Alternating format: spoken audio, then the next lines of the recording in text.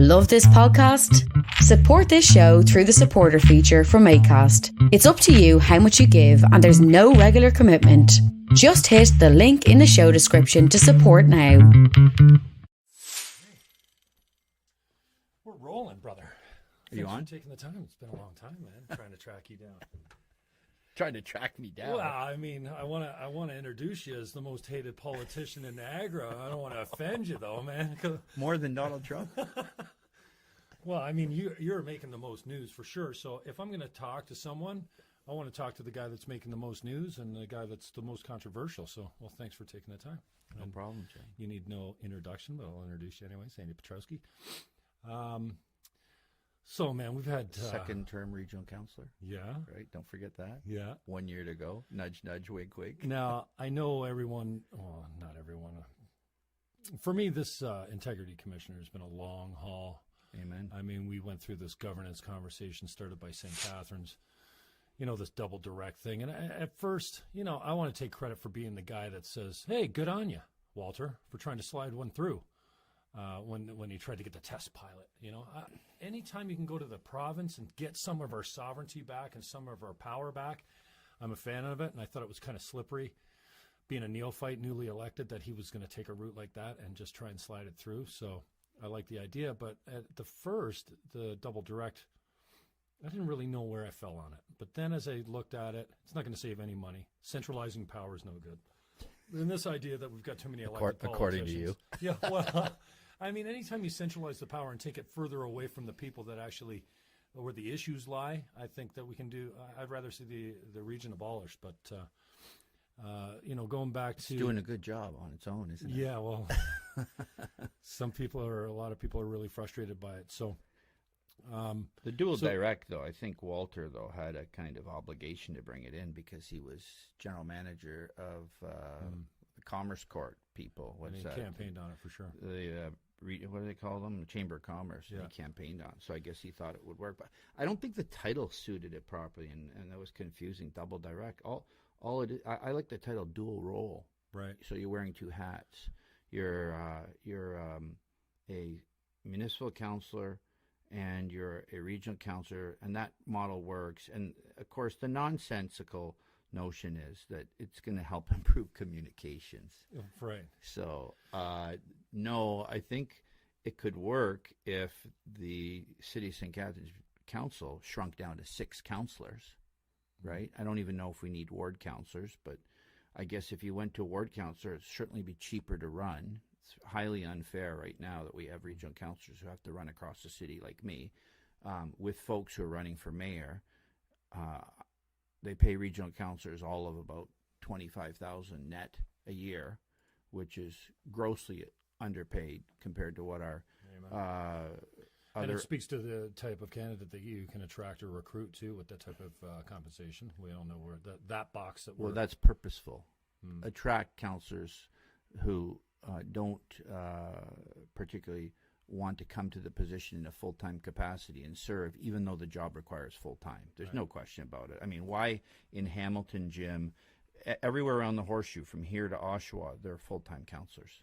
So Hamilton, Halton, Peel, York, Durham, Toronto, and you got to ask yourself, so why are they keeping the region part-time? Well, there's probably 2 reasons. Number one, we have way too many councillors. I mean, at the region, we have those 12 mayors who are there. And they've always made the point of taking the mayors off council, and they're already duly elected double-role councillors. But they're not duly elected. They're not, Nobody's voting for them. You're voting for a mayor. Regional council. Yeah. You're voting for a mayor, and then you end up with supposedly somebody who's going to represent the interests of the region. The fact is, every mayor up there, not one of them and except... they're not shy about saying, I'm here for my own backyard. I'm here for my city. Amen. Yeah, Joyner has said it publicly. I remember... Barry Sharp came out and said it. Redicop said it. They all know it. They're there. They're there getting the exact same pay as a regional councillor like myself. There's 18 of us. They have no obligation to sit on any more committees than one standing committee. So some of us, like me last term, sat on 12, 13, 14 committees. Exact same pay.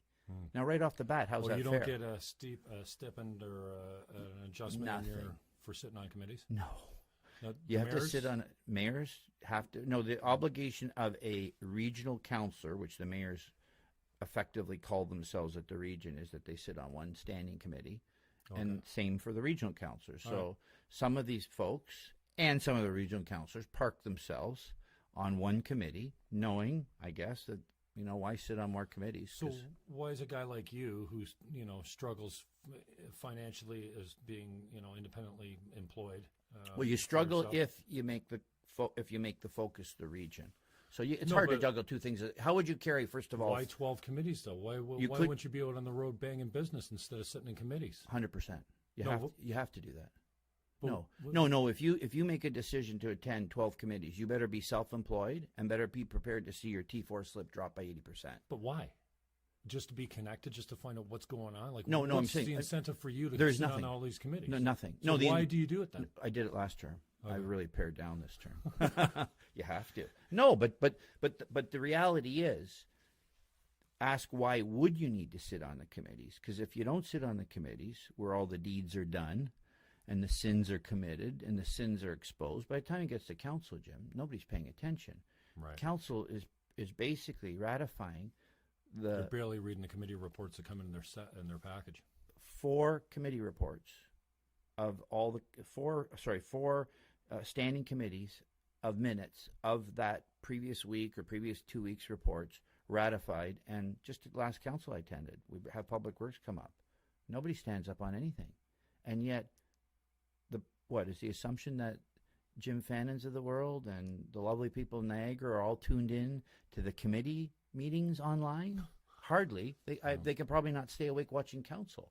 So by the time it gets to council, you have this conglomeration of reports from each standing committee with the hope that when the guy stands up or the lady stands up and reads the synopsis of the minutes, you know, they always do that for about 2 seconds. Mm-hmm. And we have a call from the chair, all in favor of the minutes. Unless there's something really contentious and they're trying to jam through a $10 million track and field stadium, people ratify it. I, because of my council ban from committees right now, pending this sensitivity training, or I guess this brainwashing indoctrination without definition around it. We can talk about that. Well, they want to adjust your unconscious biases. So even if you don't know you're a racist, homophobic bigot, yeah, they will get to you and make sure that they indoctrinate you into their way of thinking. But their way of thinking is Kathleen Wynne's way of thinking and Justin Trudeau's way of thinking. This is all parochial and it's all nonsense. It's as long as I talk like Kathleen Wynne and I talk like Justin Trudeau, it's fine, and I can be called inclusive. But if I decide to take another streak and go the conservative route and hold as per my democratic rights to other values, then I'm not inclusive, and I'm a bigot, and I'm a homophobe, and I'm a racist, and I'm a xenophobe, and come on, this identity politics thing is just getting so nonsensical. And the fact that it's even at the region, the bottom line is the taxpayer is getting ripped off. They're getting ripped off. And I'm not talking about the expenses issue. That's another issue. They're getting ripped off even in their understanding of that. But they're getting ripped off because we're slicing and dicing through these things, and there's just very limited political will, I believe, to really bite into the teeth of the business of the region. And Amen. Going right back to that pay thing, without councillors buried at the committee level and trying to get things done and having a concern, and as Peter Cormos, my seatmate last term, used to say, you might not always win, but shining the light on these things. Who's shining the light on these, Jim? Like, honestly, who's shining the light on? Not too many guys. And when we do, thank you for the opportunity here. We don't have a responsible media, except I've been calling them out. I call out CKTB, I call out the Standard, I call them fake news only because that's a convenient term. But it's not even fake. It's dishonest news. It's dishonest because they're not even selective, at the very least. No, it's dishonest because they knowingly are avoiding reporting in somewhat of a thorough and consistent fashion on the media issues of the region. I call it dishonest. I mean, when you hear these radio announcers or you read the garbage in the birdcage liner, otherwise known as the fish wrapper, or the Standard.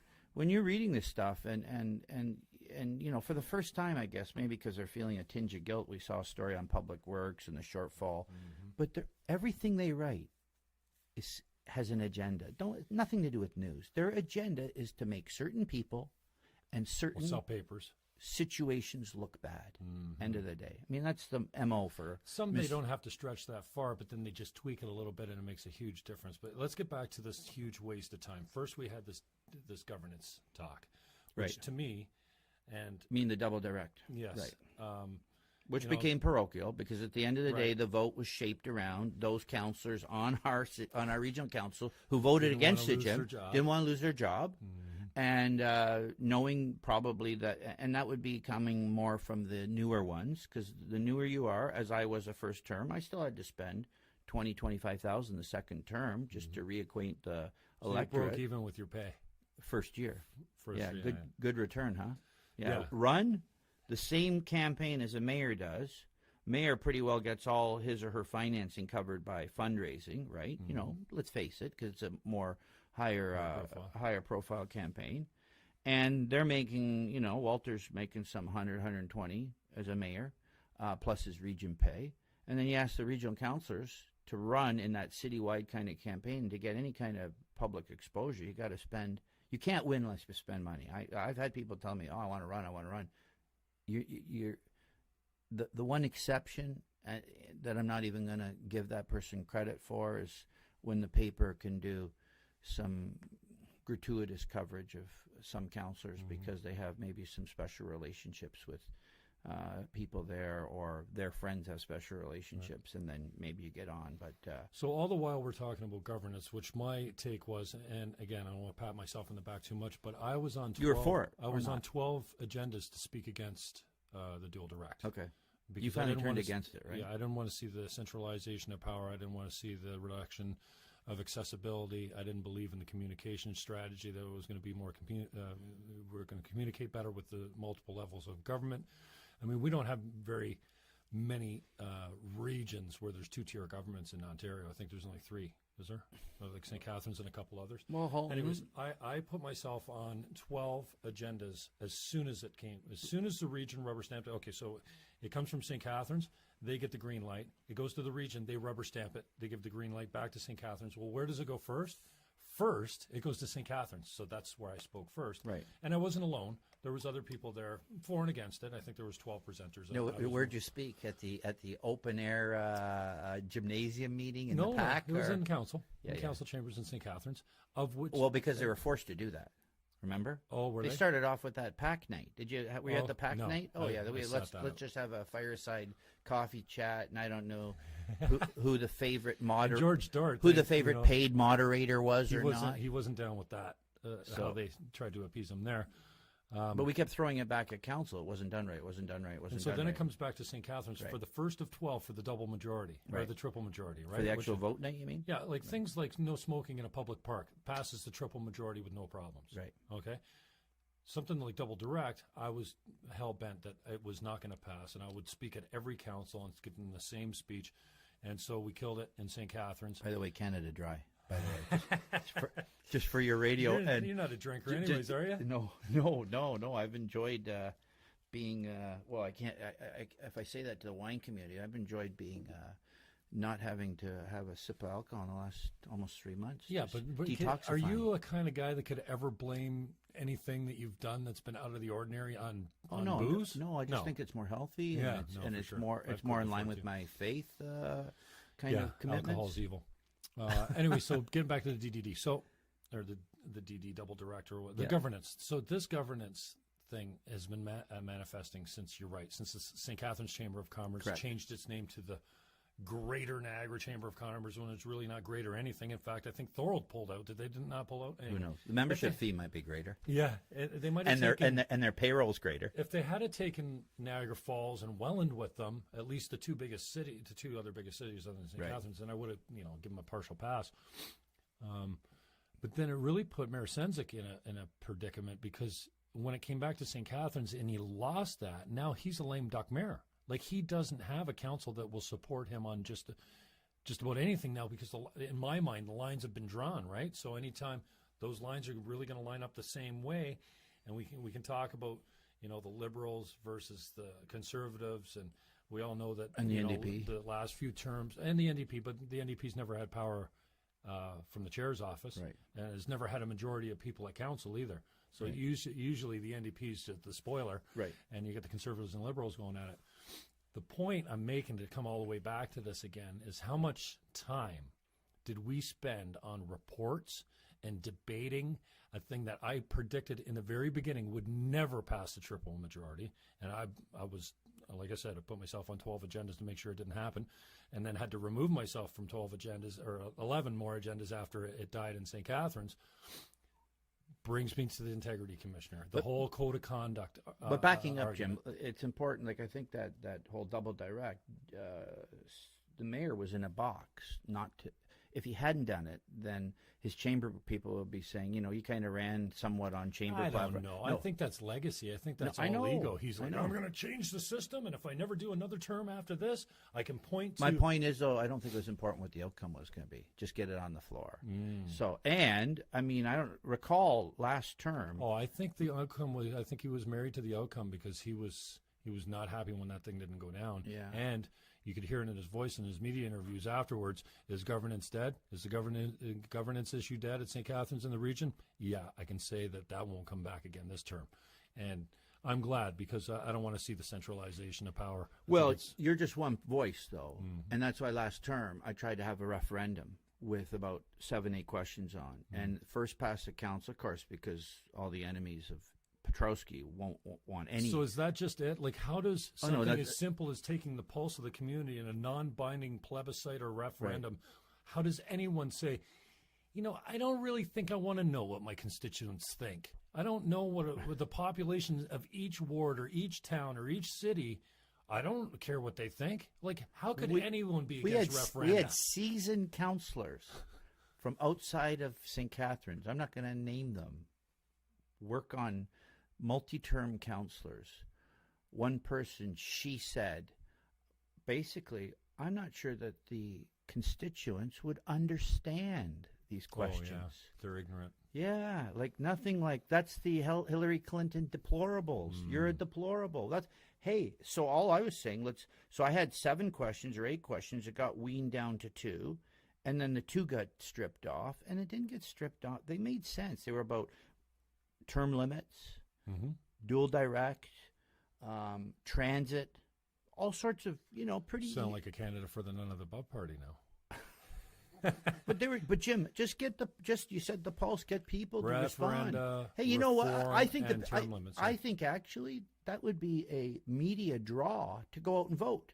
You're saying, hey, you might not know whether Petrowski's running again, whether you want to vote for him or not. You're not probably to engage in what the region's doing on and off every day, other than the stupidity reported by the local media. But you have a chance now to vote on things like, do you think your councillors should be there 85 terms, like some of them have seemed to have been? 40 years. And one of them was the double direct. And maybe they not necessarily understood all the things, like you talk about centralization, Jim, but why not at least have it there? And it's not binding. Get the answers. You know why? Sure. Well, 2 things. Because it was Andy Petrowski's motion, and we don't want him to get, like, real headlines of how he's trying to actually seek out what they don't even want to appear to be supporting one of your ideas. 100%.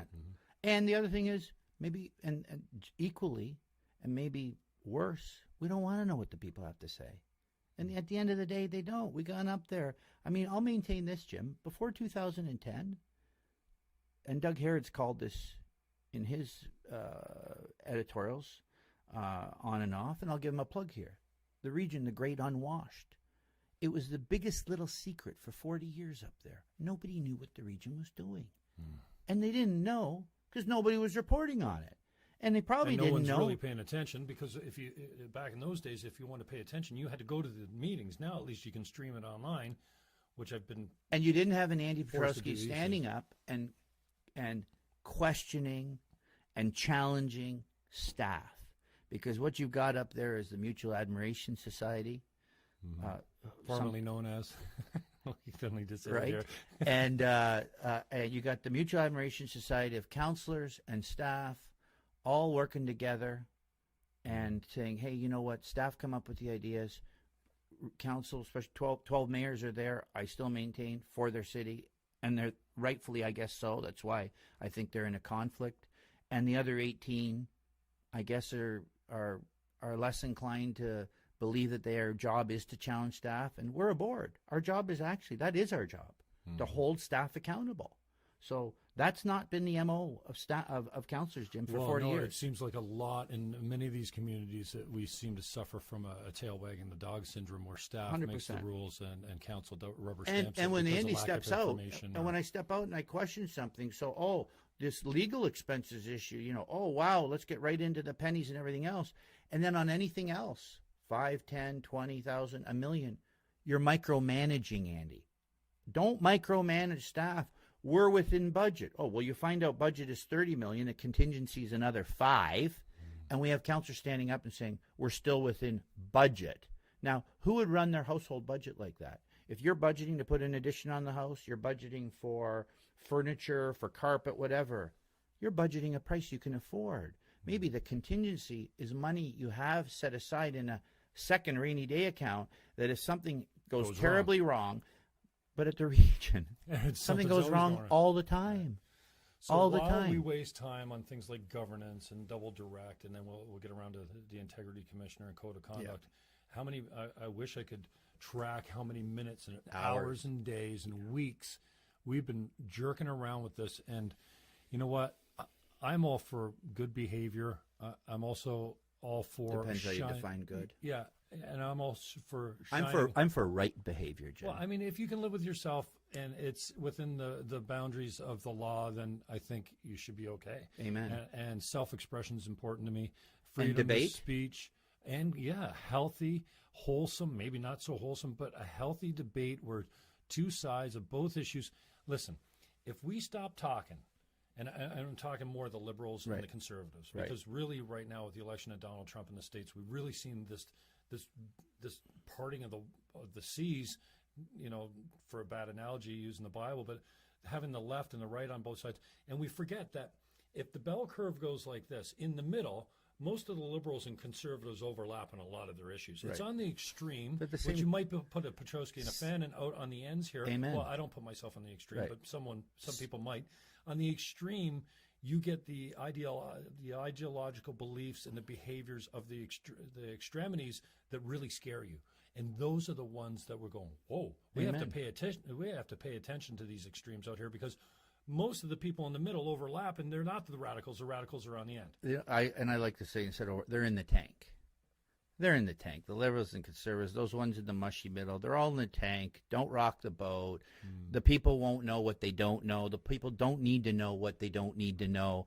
It's all in the tank. And then you get a populist candidate like Donald Trump, like Rob Ford, like Andy Petrowski. Yeah, have conservative values and everything. Run first campaign on a populist issue, the water bill, and I believe delivered very successfully over the last 4 years. And so far, although that boat seems to be teetering, but people don't like your colleagues in politics. These staid conservatives, even the party, small c, big C, and I don't call myself necessarily, I'll take on and disagree with things Harper has done and Hudak have done any day of the week. I mean, Wynne is atrocious in my mind, and Trudeau is equally so, but I don't mind challenging these strict party lines. But we've got all these people who call themselves kind of something because they actually think, and they get some votes from the population who attach themselves to those parties and go, is Councillor so-and-so really there that, oh yeah, I can vote for that. But when you get a populist candidate like myself that comes out, that doesn't really, at the end of the day, always share everything with any of those parties and just says, hey, running for the people, and what do the people expect? I think I've accomplished legions of coverage by the very fact that, like I said, Doug Harrod, great unwashed. Nobody knew what was going on. Now all of a sudden you have a councillor or a couple of councillors. Bob Gale is not afraid to stand up. Councillor Barrick's not afraid to stand up. You got a couple of councillors Councillor Maves sometimes when he speaks, very, very bright and very challenging. And knows the process inside and out. Oh, for He's sure. always the first guy to raise a point of order, or and he knows the games because he came from the top game. I've line, never seen the Queen's Park. chair question Mave's point of order ever. Right. He's really well schooled in that department. But so I want to wrap it up. He says you got all these people kind of in the mushy middle, and then you have a couple of people who want to stand up and actually do what I believe we were elected to do, and that is provide oversight of staff and hold staff accountable. But then, like I said, then you get all the veterans and all that middle of the tank hacks who go, oh, you know what, that guy's ruining our show. Hey, he's actually exposing things. Oh, he might be making us look bad not making us look bad by questioning staff because they're not. They just want to stick up their hand. All in favor? All in favor? Not opposed? Look at the vote on Jim, look at the vote on the track and field stadium. Like, come on. Nobody knew or expected, or nobody I've talked to, and I'm not talking about this 10 or 20 sports fans in Niagara, and that doesn't mean we only have 10 or 20. The ones who appreciated this, and 3 or 4 hoteliers, Jim, who are going to benefit for the 3 weeks it's here, and a couple of restaurants. But really, we're going to end up with a track and field stadium.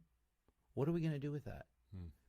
People it's not sending even a multi-use facility. No, it's an outdoor, and it's a part-time, and all we're going to do with it is get the bills to keep it open and keep it maintained.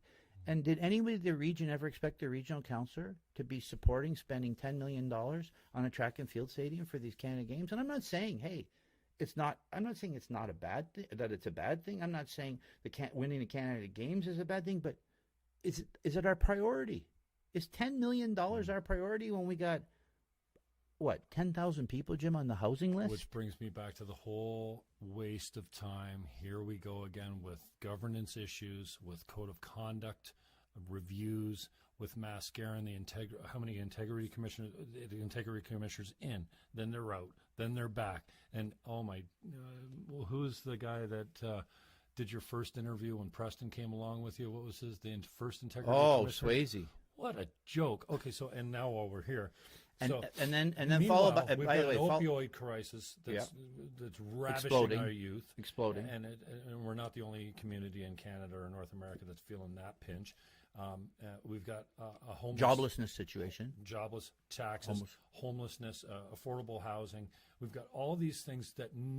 Seniors being pinched every day. The price of hydro, not that we can do anything about that at the region or the city. I mean, maybe we could in retrofits. But we can control fees and taxes. Correct. Or maybe at least if we're going to take money out of their pocket, like make sure the roads and the sidewalks and the bridges and I guess that, obviously the infrastructure is all safe and working. Well, then how do you make these other decisions? And right. I'll tell you, Jim, well, you don't, because they don't come to council, and that's the problem. We have people like Jennifer Johnson that just spoke to committee this week. Lost her son in a heroin overdose, laced with, he was a talented chef. Right. He liked to party. His choice of drugs was something he was trying to get off, heroin. Right. He went to the doctor. The doctor gave him Percocets. This is in Toronto or wherever, I'm not sure. But Jennifer Johnson, who just lost her 25-year-old son, Jonathan, has to come before council and beg and plead in tears for them to please do something about this crisis. So then they pass a motion, thank God. Something's, they're going to look into it, or they're going to look at best practices out west and another staff report, right? Or a guy like me that's got to go defend democracy to kill a double direct. Meanwhile, all these issues that they could be tackling and should be tackling aren't getting any press or any attention, and it just seems like the motivation of council is so self-serving. And I'm glad you used the word self-serving, Jim. It's so self-serving that as long as we can feed this fake news, dishonest news, local, let's call it pop culture news, because not even news, it's opinion makers. These guys are opinion makers. They're not reporting. I mean, you look at the story, and you might get 2 or 3 facts in it, then you get 85% of a so-called journalists, and it's journalism, opinion.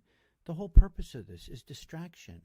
It's not the distraction. Petrowski caused the distraction by way of what he did, because my complaints come back, like they date back, Jim, to like a year before they even hit a code of conduct. No, it's give the opportunity for feed stuff to the standard through these personal attack things like the code of conduct, so that the standard can put my lovely picture up on the front page for 3 days in a row. And meanwhile, like in the bottom right-hand corner of page 24, oh, by the way, council just spent $10 million on a track and field stadium. Or, oh, by the way, the Niagara on the Lake sewage treatment plant is late again and over budget millions. Or by the way, how about this one? The Burgoyne Bridge, and I don't even think it's still public. So here's a news breaker, which I've talked to you about already, but it hasn't come public, but it's not in camera. The bridge is another $9 to $10 million more expensive if we end up paying the current change orders. So the contractor is almost finished the project, has submitted a bill, Jim, for another near $10 million, taking it up over 100, 102 now. Wow. By the way, that's all available information. Those change orders are public, right? That's public information. Where is the conversation on that? No. And then ask yourself this, why doesn't the media want to cover it? Because they're in the tank with the staff and with the councillors. It's all one happy family, and Trump's fighting this too, because he's not really a Republican. He's himself against Republicans, against Democrats, against the establishment media, except, I guess, Fox here and there. At the end of the day, there's no incentive even for this in-the-tank media to go after the real business of the region that affects the pocketbooks of taxpayers. Hang on, and here. I'll submit this to you, Jim, because the radio and the print are both receiving, I would suggest to you, decent sums of money from the region in advertising. So why are you going to bite the hand that feeds you? I don't know what the region pays the standard, but I'd be surprised if it was shy of $100,000. Well, $100,000 at the standard, Jim? Two reporters. And you know what? The radio's doing pretty good. And the radio's never going to say, we don't want that. But at the same time, listen to the tone of the questions when they bring people on. Even when they bring on Chair Caslin and try to talk, and he would like to talk about issues, they go after him on the people stuff.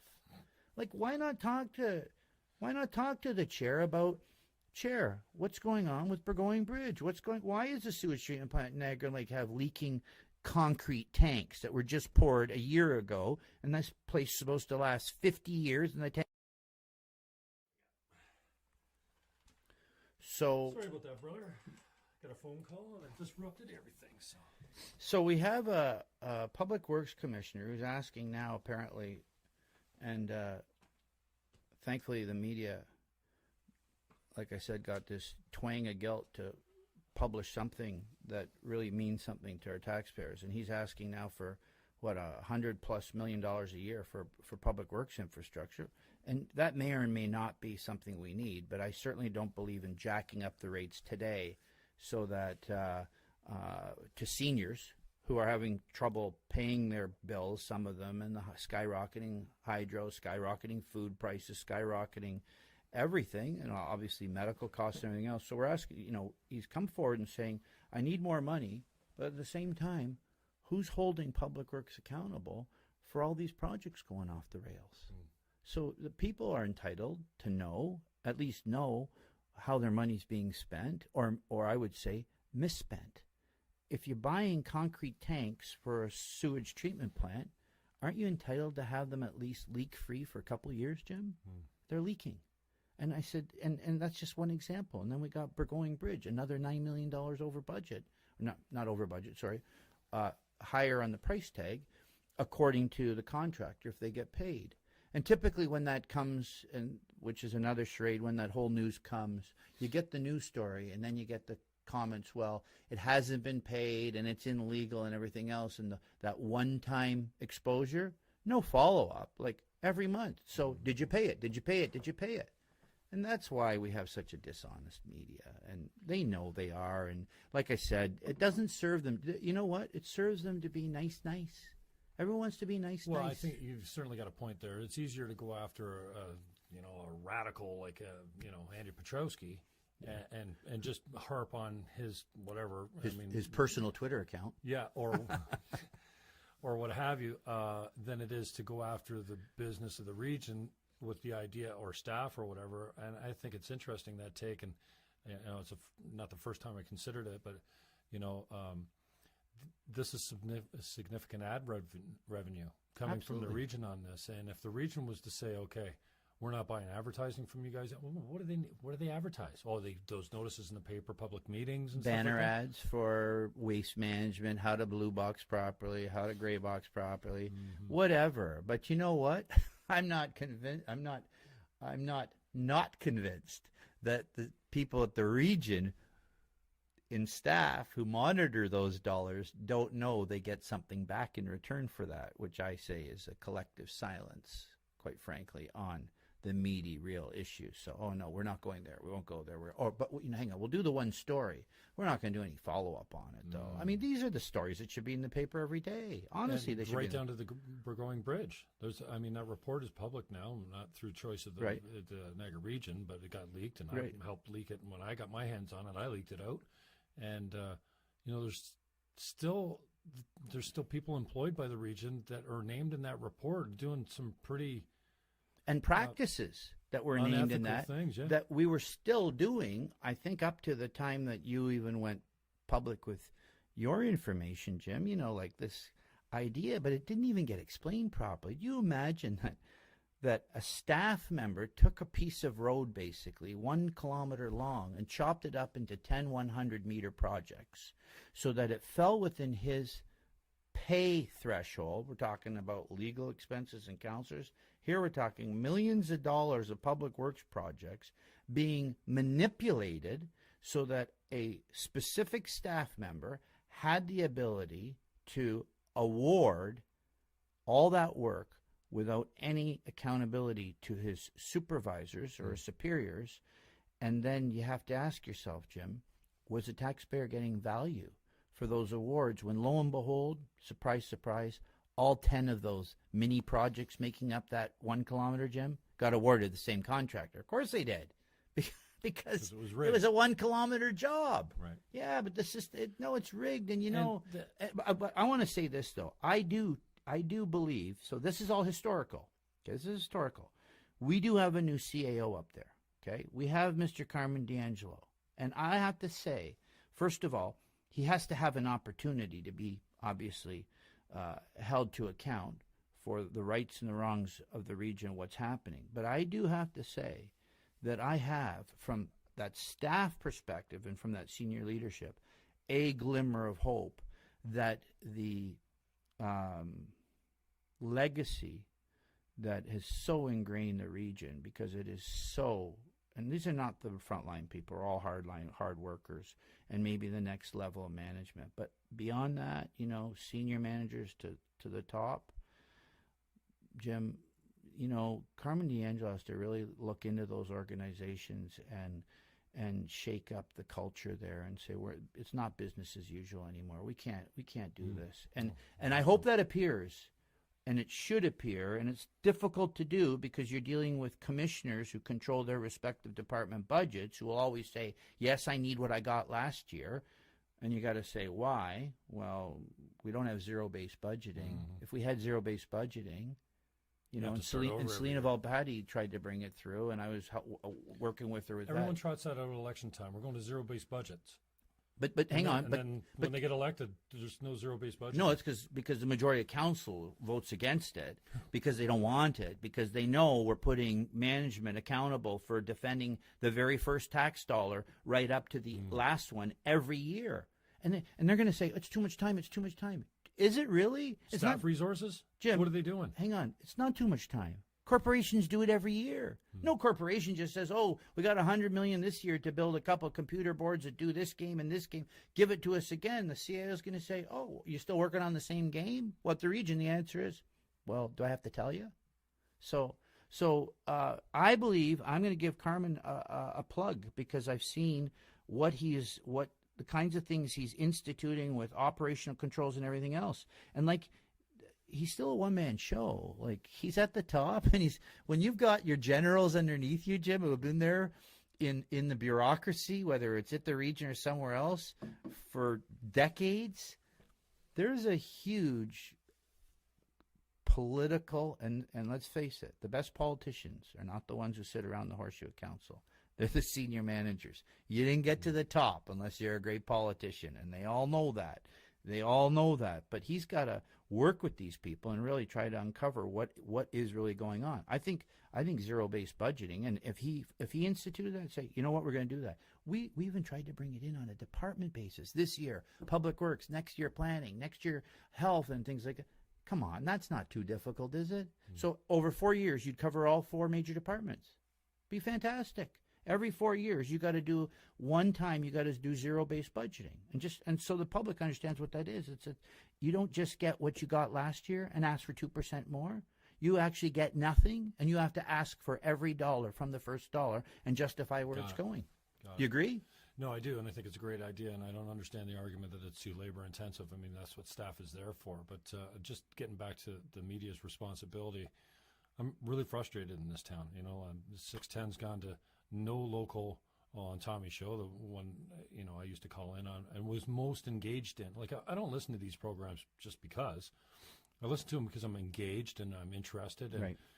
And very often back in the old days, it was many conservative callers that I would have to call and defend the liberal point of view to, not the liberal, but the green or the lefty or whatever. And, I'm still the same guy. I'm still a feminist. I'm still a left-leaning social conservative or whatever you call it. I'm not sure where, but totally frustrated by what the left is doing right now, and frustrated by the media. And I tweeted out last week, I know you don't see many of my tweets, but you got so many followers and whatnot, but I tweeted out last week, if I emailed out a naked picture of myself sitting on a stool with my legs open, with a blank look on my face, there's not one media outlet and not one elected politician in this town that would call that pornographic. It's true. And I fell for it too, because I'm having a little fun at Andy's expense. Hey, if you pick your nose on the camera at regional politics, chances are a guy like Jimmy Fannon's going to tweet it out and say, I thought it was a rule about eating at your desk. That's funny. It's probably not so kind to the guy that's picking his nose. I get that. I should probably, not try to be so funny and be more sensitive to my fellow human being. I think, you talk about your faith and whatnot. That's not being kind. Right. Well, don't pick your nose on camera then. Right. But the media is a totally different story. So again, if a guy like you, and I support same-sex marriage. Right. I'm also a Christian. That's my belief, and that's my choice to support. Hey, dolphins are gay in the wild. You can't pick who you love. I happen to be heterosexual. I've got some gay friends. They're great. I have no problem. I'm still a little uncomfortable when I see two men making out at a parade or a park. You know why? Not because it's two men so much. It's because no one makes out like that in public. Right. Unless you're a kid and you're drunk at a bar and you're trying to pick up a girl or something, then I can see you making out. Otherwise, do that at home. It's not that you're gay. It makes me feel uncomfortable because people don't do that. So in a case like you, now I support same-sex marriage. That's great. I understand that you don't. You're entitled to your opinion. Now you come out and say, I am not in favor of same-sex marriage because I'm a Christian. And I follow Jesus, and it says in the Bible, blah, blah, blah, and that's your interpretation or what have you, or maybe it's not even interpretation. It says in the Bible, if you want to take it literally, then great. That doesn't automatically make you a hate-filled homophobe. Thank you. If you are not in favor of liberal immigration, it doesn't make you a racist. Correct. It means that you're a conservative and you like your borders. You like your boxes. You think inside the box. Your personality type isn't all that creative. You're probably very lawful and dutiful and industrious. That goes with that whole conscientious personality trait of the big five that I've learned quite a lot about over the last little while. And the liberals are artistic. They think outside the box. They like free borders. They don't like boxes. They don't like the rules and laws. And the right tend to think... But they like voters. Yeah. The right tends to think the giants of the past were our heroes, right? The Johnny McDonald's or what have you. Right. And then the left points to the corruption of all those heroes. Now, both are actually right. They were heroes and they were corrupt. So Amen. There's no absolute right and wrong on these things. So I'm starting to blather a little bit, but I was going back to the responsibility of the media, and in particular, where as soon as that email, and I don't know how you described what that happened, or whether that was somebody that was intentionally trying to, like, I mean, you just don't by accident put a picture like that in an email. Like, that takes some effort, and 100%. So and you haven't been, in my opinion, straight with me as to what happened, because I think you're probably protecting whatever happened, and that's fine. That you, well, I think I've been public, that I haven't been public about who sent the email. Right. But that doesn't happen by accident. But I agree, and that's shameful, and you're embarrassed by that. Jim, and if you could stop but that, I took responsibility for it. Yeah, absolutely, 100%. And I apologize for it. Yeah, and I'm not saying that that's cool or anything like that, but for the media, and I fell for it, and I tweeted out, having fun at your expense, and I don't know if I told you this before, but I tweeted out something like, well, you know what? From now on, I'm going to sign all my emails and tweets with a pornographic image. I fell for it too, because the media, boom. Now then I start struggling. Wait a second. I hate to say this, and I've said it publicly to my friends before. I've got a pretty decent relationship with porn. I know what porn is. Right. And porn is designed to sexually arouse you. Right. That image had nothing sexually arousing about it. Right. So, but the first thing, and that it really goes back to the responsibility of the media. In a small town like this, they get to run rampant a little bit. And I think you've been successful kind of curtailing some of this nasty behavior as it comes after you. Like, there's really been a kind of a witch hunt to, get Andy on whatever he does with certain reporters, and we know who they are. But to immediately say that was a pornographic image, when in fact it was a nude, okay? It was a nude, no more offensive than any other nude in art or album cover or any lyric in a record. And the same goes to it's not appropriate for. But then all of a sudden, anywhere you go, if you bring up Andy Petrowski's name, he's a hate-filled homophobe. Yeah. Hate-filled homophobe in tweets. And you know what? You say that enough times, and people that don't know, they just that's that racially, sexually intolerant guy. Right. No. Well, that's a guy that has some belief that, But that's their game. That's the game of press. So, I mean, I think this all stems back to almost day one when I got elected, and Grant LaFlèche had to interview me on my election night. And I forced him to, by way of him quoting me, to make sure he quoted that I gave God credit for winning that election. And here is Mr. Atheist, and he's public about it, right? We all know, right? He's public, Jim, right? Well, that he's an not atheist. Only that, he'll say you're pretend little man in the sky. Right. That's disrespectful to anyone that's got any faith. Yeah, and he made fun about the Pope too. And he made fun about the Pope too, the guy with the white robe and the pointy little shoes. So it's a religious persecution thing. Grant is an atheist. He knows that I follow the Christian faith. We call ourselves believers. Not unashamedly so, boldly, and he has an issue with that. So I think this has been his lifelong, at least through my political career, attempt to go after me on whatever he can, but below it all is he has this burning kind of hatred for what I stand for and the fact that I do hold my faith. I'm a sinner. I'm not perfect. You're certainly not perfect. Yeah. But it's a religious persecution thing. And you know what? For him to get away, I guess it's okay. If he wants to get away with all of this, that's at the top. And he hides behind the curtain and says, well, I will hold these people accountable and everything else. But you know what? The fruits don't show that. The fruits don't show he's holding everybody accountable. Just this recent issue with legal expenses, where it came out, he's digging. They're digging. They're going investigative reporting into all the expenses to see where this shakes down, because nobody knows what's going on at the region. But Jim, there was nothing hidden about it. There were the policy said you have to have an invoice. I had 3 invoices. I submitted them openly and transparently. Everything lined up with the policy, and expenses get paid. But the same night where we debated that, it came out, by way of questions asked by Councillor Barrick mostly, that 2 of the other councillors, who in the previous day the standards say were being covered by the insurance policy, Jim, and who apparently didn't stomping out of the meeting, and they didn't ask for compensation. It came out by way of questions at council that the insurance policy is covering nothing. There's $1 million deductible for both those councillors, so that means on the hook for it all. not the region, the taxpayer. The same people are paying my legal expenses. Nothing different.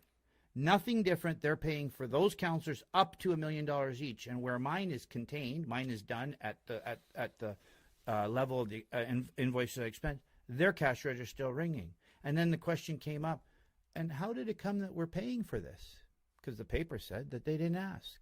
And then Commissioner Burgess at the time had to respond, truthfully, thankfully.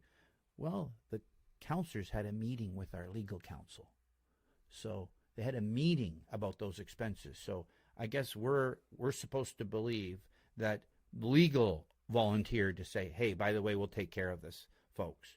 Not to mention now that the lawsuit doesn't even name them as councillors, because the guy who filed the lawsuit went back to the courthouse, amended his statement of claim, and now is saying, no, I'm suing these as private individuals. But the lawyer kind of, on a pinhead danced and said, no, we're still covering them. But did you see any correction from the Standard the next day? No. The attacks keep coming on, on Andy. Fine, that's okay. I don't mind being held accountable. Put the facts on the table. One thing I won't do is engage Mr. LaFlèche with an interview because of his inclination to kind of twist and turn things I say. And for 25 years, I appreciate that, and thanks for speaking frankly. And some people might not like it, and I could give a shit, really, to be honest with you. But I've been paying those guys for 25 years for open house ads, $40, $50, $60 a week. Who? Standard, right? And Niagara This Week, right? It goes in both papers, every open house. Right. Now, I haven't done the number of open house right. ads over the last couple of years that I normally have done, right. For a number of reasons. They don't work. They don't give me the type of business or exposure right. that I'm looking for. But when I was new in the business, sometimes I do 4 open houses a week. It's big money. $125 a weekend. Right. For color pictures, right. or sometimes black and white pictures, depending right. on the year. Yeah. But I started 25 years ago paying wow. those guys a lot of money. Right. And for a number of reasons, the foremost one being just cover fairly what's going on in Niagara and stop sensationalizing things. I just refuse now. And now print is circling the drain. And, most of my open houses now, I post them on MLS. They go on MLS.ca. Right. And I don't really need the Standard or Niagara This Week anymore. But that's really... For a long time, guys like me, and a lot of them, we got 1,000 realtors in Niagara, have been paying this paper to keep their doors open, and what's it got us? So, I'm really frustrated. You have just a couple people with one paper in town, and then Niagara This Week. And I will say Niagara This Week tries sometimes to present the stories with a little bit less opinion and more information, even if it's just quotes from people. So I'll give Scott Ross a plug that I believe he's managing editor and reporter. Yeah, and notwithstanding, he has people underneath him who can inject their own political philosophy, but you can't get away from it. The Standard is one political philosophy, which is, and you know what? They hate this when I say it. It's the old Boys and Girls Club of Niagara, Jim, and it's the same old Boys and Girls Club, maybe next generation, the status quo people. They don't want things to fundamentally change unless they change for them. And quite frankly, as long as everyone believes the status quo is working, but those people are getting benefits because they have figured out the system without being exposed, and you could read into that what that means in terms of government contracts, in terms of business, in terms of getting spin-offs from $10 million track and field stadiums. Everyone wants the status quo. They don't want to rock the boat, and they certainly don't want an Andy Petrowski to be standing at the front of the ship like George Washington crossing the Delaware going, hey, guys, we're landing, except the boat's kind of empty behind me. And we're landing, and we're going to take this on. I love when you use analogies like that. I especially love it when you compare yourselves to Jesus on the cross. Now, that's no, never on the cross, but in the courtyard. In the courtyard. Persecution. Well, People come on. People don't like it when you compare yourself to Jesus, man. No, Jim. No, in fairness, because I'm in the faith community. I say I understand, and I'm doing. I've been doing a Bible study religiously or faithfully since kind of middle of the summer. And when you're reading, and we had a great Bible series at Harvest Niagara, plug for them, on the book of Acts. When you're reading what happens in the biblical times, when people stand up for something, in this case, their faith, and what the establishment of the day doesn't want to hear, because the establishment was fundamentally affected by the new story of Jesus, because we had the old law, and Jesus came in and said, they didn't accept him in and say, yeah, come on in. Even the Jews, he was an outcast even in his own community. Amen. The Jews persecuted him. And you know what? If it meant that people had to have to give up power or be held accountable or maybe do things different, nobody wants to do that. And you know what? After we slice through everything we talked about so far, the bottom line is Niagara getting better, or is it getting worse? The Ronald Reagan question, saying, are you better off today I think than you as were? we twiddle our thumbs and navel gaze on governance reform, on dual direct, on codes of conduct, on integrity commissioners, and all on the Andy Petrowskis of council, whoever they might be, well, it only seems to be. And the NPCA stuff, because there's Jim, in fairness, why is it just NPCA? Why aren't we looking at Niagara Parks? Well, why Bob Gale already upset the Niagara I know. Parks. Well, that was once though. But why aren't we looking? I mean, and I'm not saying there's anything at at Niagara Parks. NPCA. No, at Niagara Park. But why is it NPCA? It's simple, because there's more. There are a few more conservatives there today than there were yesterday. And I'm glad you said that, because And that's all it is. The status quo. The status quo used to be always liberal. You had Gary Burrows as chair. You had Zimmerman as chair before that. You had the relationship between Mayor McMullen and regional council, and it was a left wing 100% controlled. And I can't even look south of the border. I cannot hate on Donald Trump one bit right now, because I'm too busy hating on our own lack of democracy, lack of integrity at the region, especially the region, and and the city of St. Catharines is no angel either. I can't seem to put my energy, Donald Trump to me is a blowhard, and he's right. a narcissistic psychopath as far as I'm concerned, an attention seeker. But I can't do anything other than just go, okay.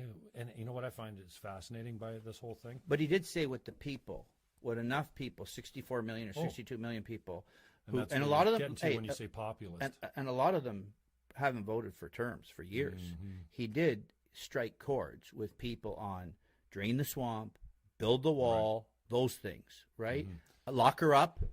He's Come genius on that, yeah. Come crooked yeah, but Hillary, you know who? Everybody hated that, including his own people. Mm-hmm. Look at this Obamacare thing. I mean, we don't go there, but he can't get the repeal done, even with his own people, because hacks, and they're hacks like McCain in his own party, hated him so much for getting president. Nobody thought on November 8th they'd wake up and find Donald Trump president. Nobody thought. I mean, the numbers didn't even cross until 10 o'clock midnight, Jim. So I don't think even Donald Trump thought he was going to make it. Possibly. So the region today, is kind of like, I'll say this: people aren't getting their money's worth. Jim, they're not getting. They're not getting. Quo now, though, Andy. Now that your guys are in power, Castleton's traditionally. We're not in power. Well, Castleton's traditionally a conservative. He was appointed by the it was a conservative, but he's maybe not a majority. It's a figurehead position. Yeah, a damn good one too. Yeah. A really good paying one. And, Rick Dykstra was the kingmaker in a lot of these elections, both municipally and regionally. Well, I'm not sure what that means, kingmaker. Well, he got everyone elected except Joe Cahill. Anyone that was on a Dykstra ticket was elected. What do you mean a Dykstra ticket, though? Well, he helped them with people, with resources, and then when they went over... hang on, you don't think... When he asked Secord's people to stop, okay, you got to go over and support Walter now so that Jeff doesn't get in. You know what the first question was after Walter was elected? Who are we going to make chair? Okay, let's go talk about it. You're giving Rick way too much. You're giving Rick way too much power, though. Honestly, and here's what's funny: that you're just playing right into what the media loves is that What about the liberals? What about you just said? At least you flushed them out and said they've been in control. Mm-hmm. But I don't think they were ever that organized. Well, they didn't have to be because they occupied every seat. Mm-hmm. But the thing is, you think they've disappeared? Have they disappeared at the region? No. Do you think the power broking in the back rooms has disappeared? Do you think they just gave up? If you suggest that maybe. Well, they're just looking at the next term of council. Yeah, but even in the vote for chair, it was who was it down to? Gary against Al Caslin. You don't think that there was some power broking going on there? And how did Gary get in? I mean, that surprised everybody. We were all caught up with Damian Goulburn maybe running, and I can't even remember who it came down to. And then Gary runs up the middle and gets the job. But that was all orchestrated by the left. You know, so let's call it. It's happening on both sides, Jim. It happens on both sides. You know, you get as far as my political, like, obviously I lean more to the right than the left. I'm pro-life. I'm pro-traditional marriage, which doesn't make me, I guess, a baby phobe or a babygenist or whatever you want to call me. Oh yeah, if you oppose the death penalty, no, actually, I guess nobody gives a shit. Being pro-life could make me a misogynist because. Oh no, you hate women. I hate women. Yeah, if you're a pro-life, yes, then you absolutely have no respect and you hate women. And you know who I hate the most? Greg Millers out there. You know who I hate the most? Who think it's okay when the pro-lifers are standing on the corner with their disgusting pictures of little fetuses and stuff like that. Like, that's not for me to decide what you think's appropriate or what's offensive. And yeah, if I had kids, I don't want them driving by that, but I'm certainly not going to say, make it illegal.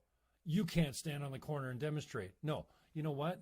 So, and then dude comes up with something magic marker written all over his bare chest, goes up and basically assaults these people by taking their signs, kicks them, the signs all over, stomps on the signs on the ground. He gets arrested for public mischief. Should have been assault, because if you take my sign and stomp on it, you might as well spit in my face or throw water on me or throw blood on me or whatever.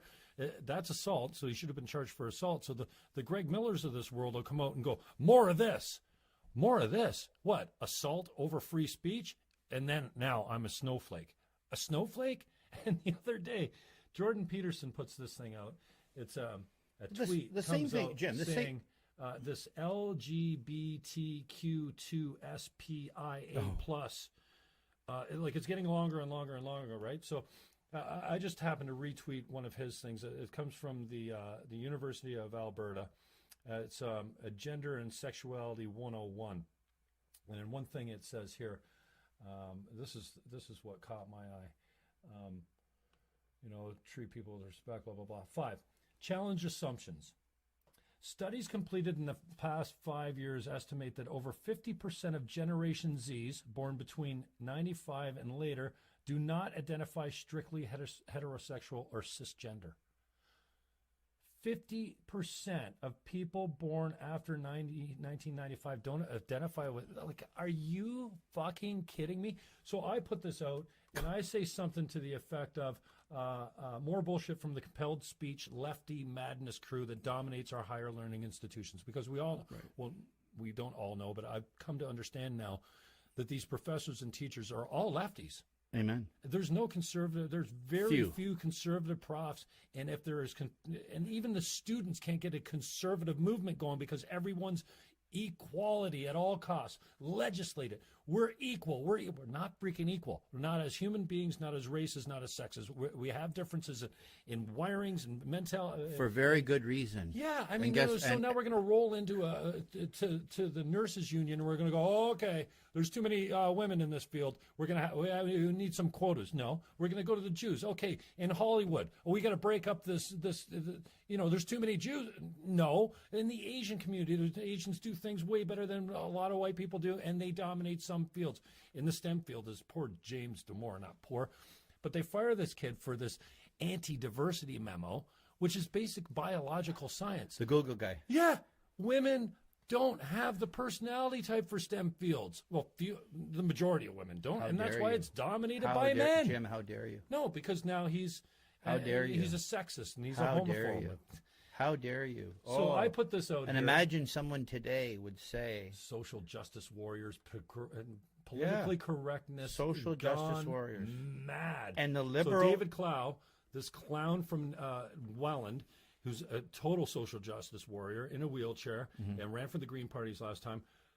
First thing on the Facebook, I hope you're not running again after posting all of this. I'm like, well, I said, wait, the guy that supports free speech is okay with compelling speech, because the idea is they're going to have to use Z and Zer and these made-up non-specific gender pronouns with these transsexuals or whatever. And by the way, I'm okay. Love whoever you want.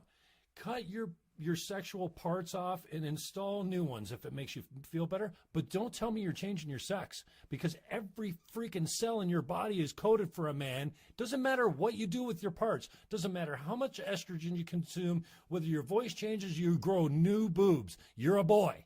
And then they trot out, oh my God, you got me rolling now. I Then didn't. Then they trot out this 10-year-old kid named Charlie in Canada, the Liberals, Trudeau's Liberals, right? With this Bill C-16. They trot out Charlie. He's 10. He wants to be a girl. He's 10. Do you think he even knows? He hasn't even hit puberty yet. So now they can, because he identifies as a girl, they're going to force him with estrogen to try and have a female puberty instead of a boy's puberty. That's impossible. Here we are. We won't let you get a freaking tattoo until you're 18, but we'll let you get your junk chopped off and have new sexual parts installed like you can think for yourself at 10 years old. It's appalling. So, and I took a little I don't think on installed. Here. I think manufactured or created. Scott, right? One guy comes. I don't have a problem with this either. David Clow. I think Jim's point's relevant, and we need the debate. It's real. Darcy Higgins comes out. Sounds like a reasonable request, not demands. If you're going to rage, it should be about trans people being killed and otherwise depressed. All right, to the Greg Millers out there. Society was built on the backs of the oppressed, by the oppressors. That's how we built society? No. But down here, this dude says... Which dude? Here we go.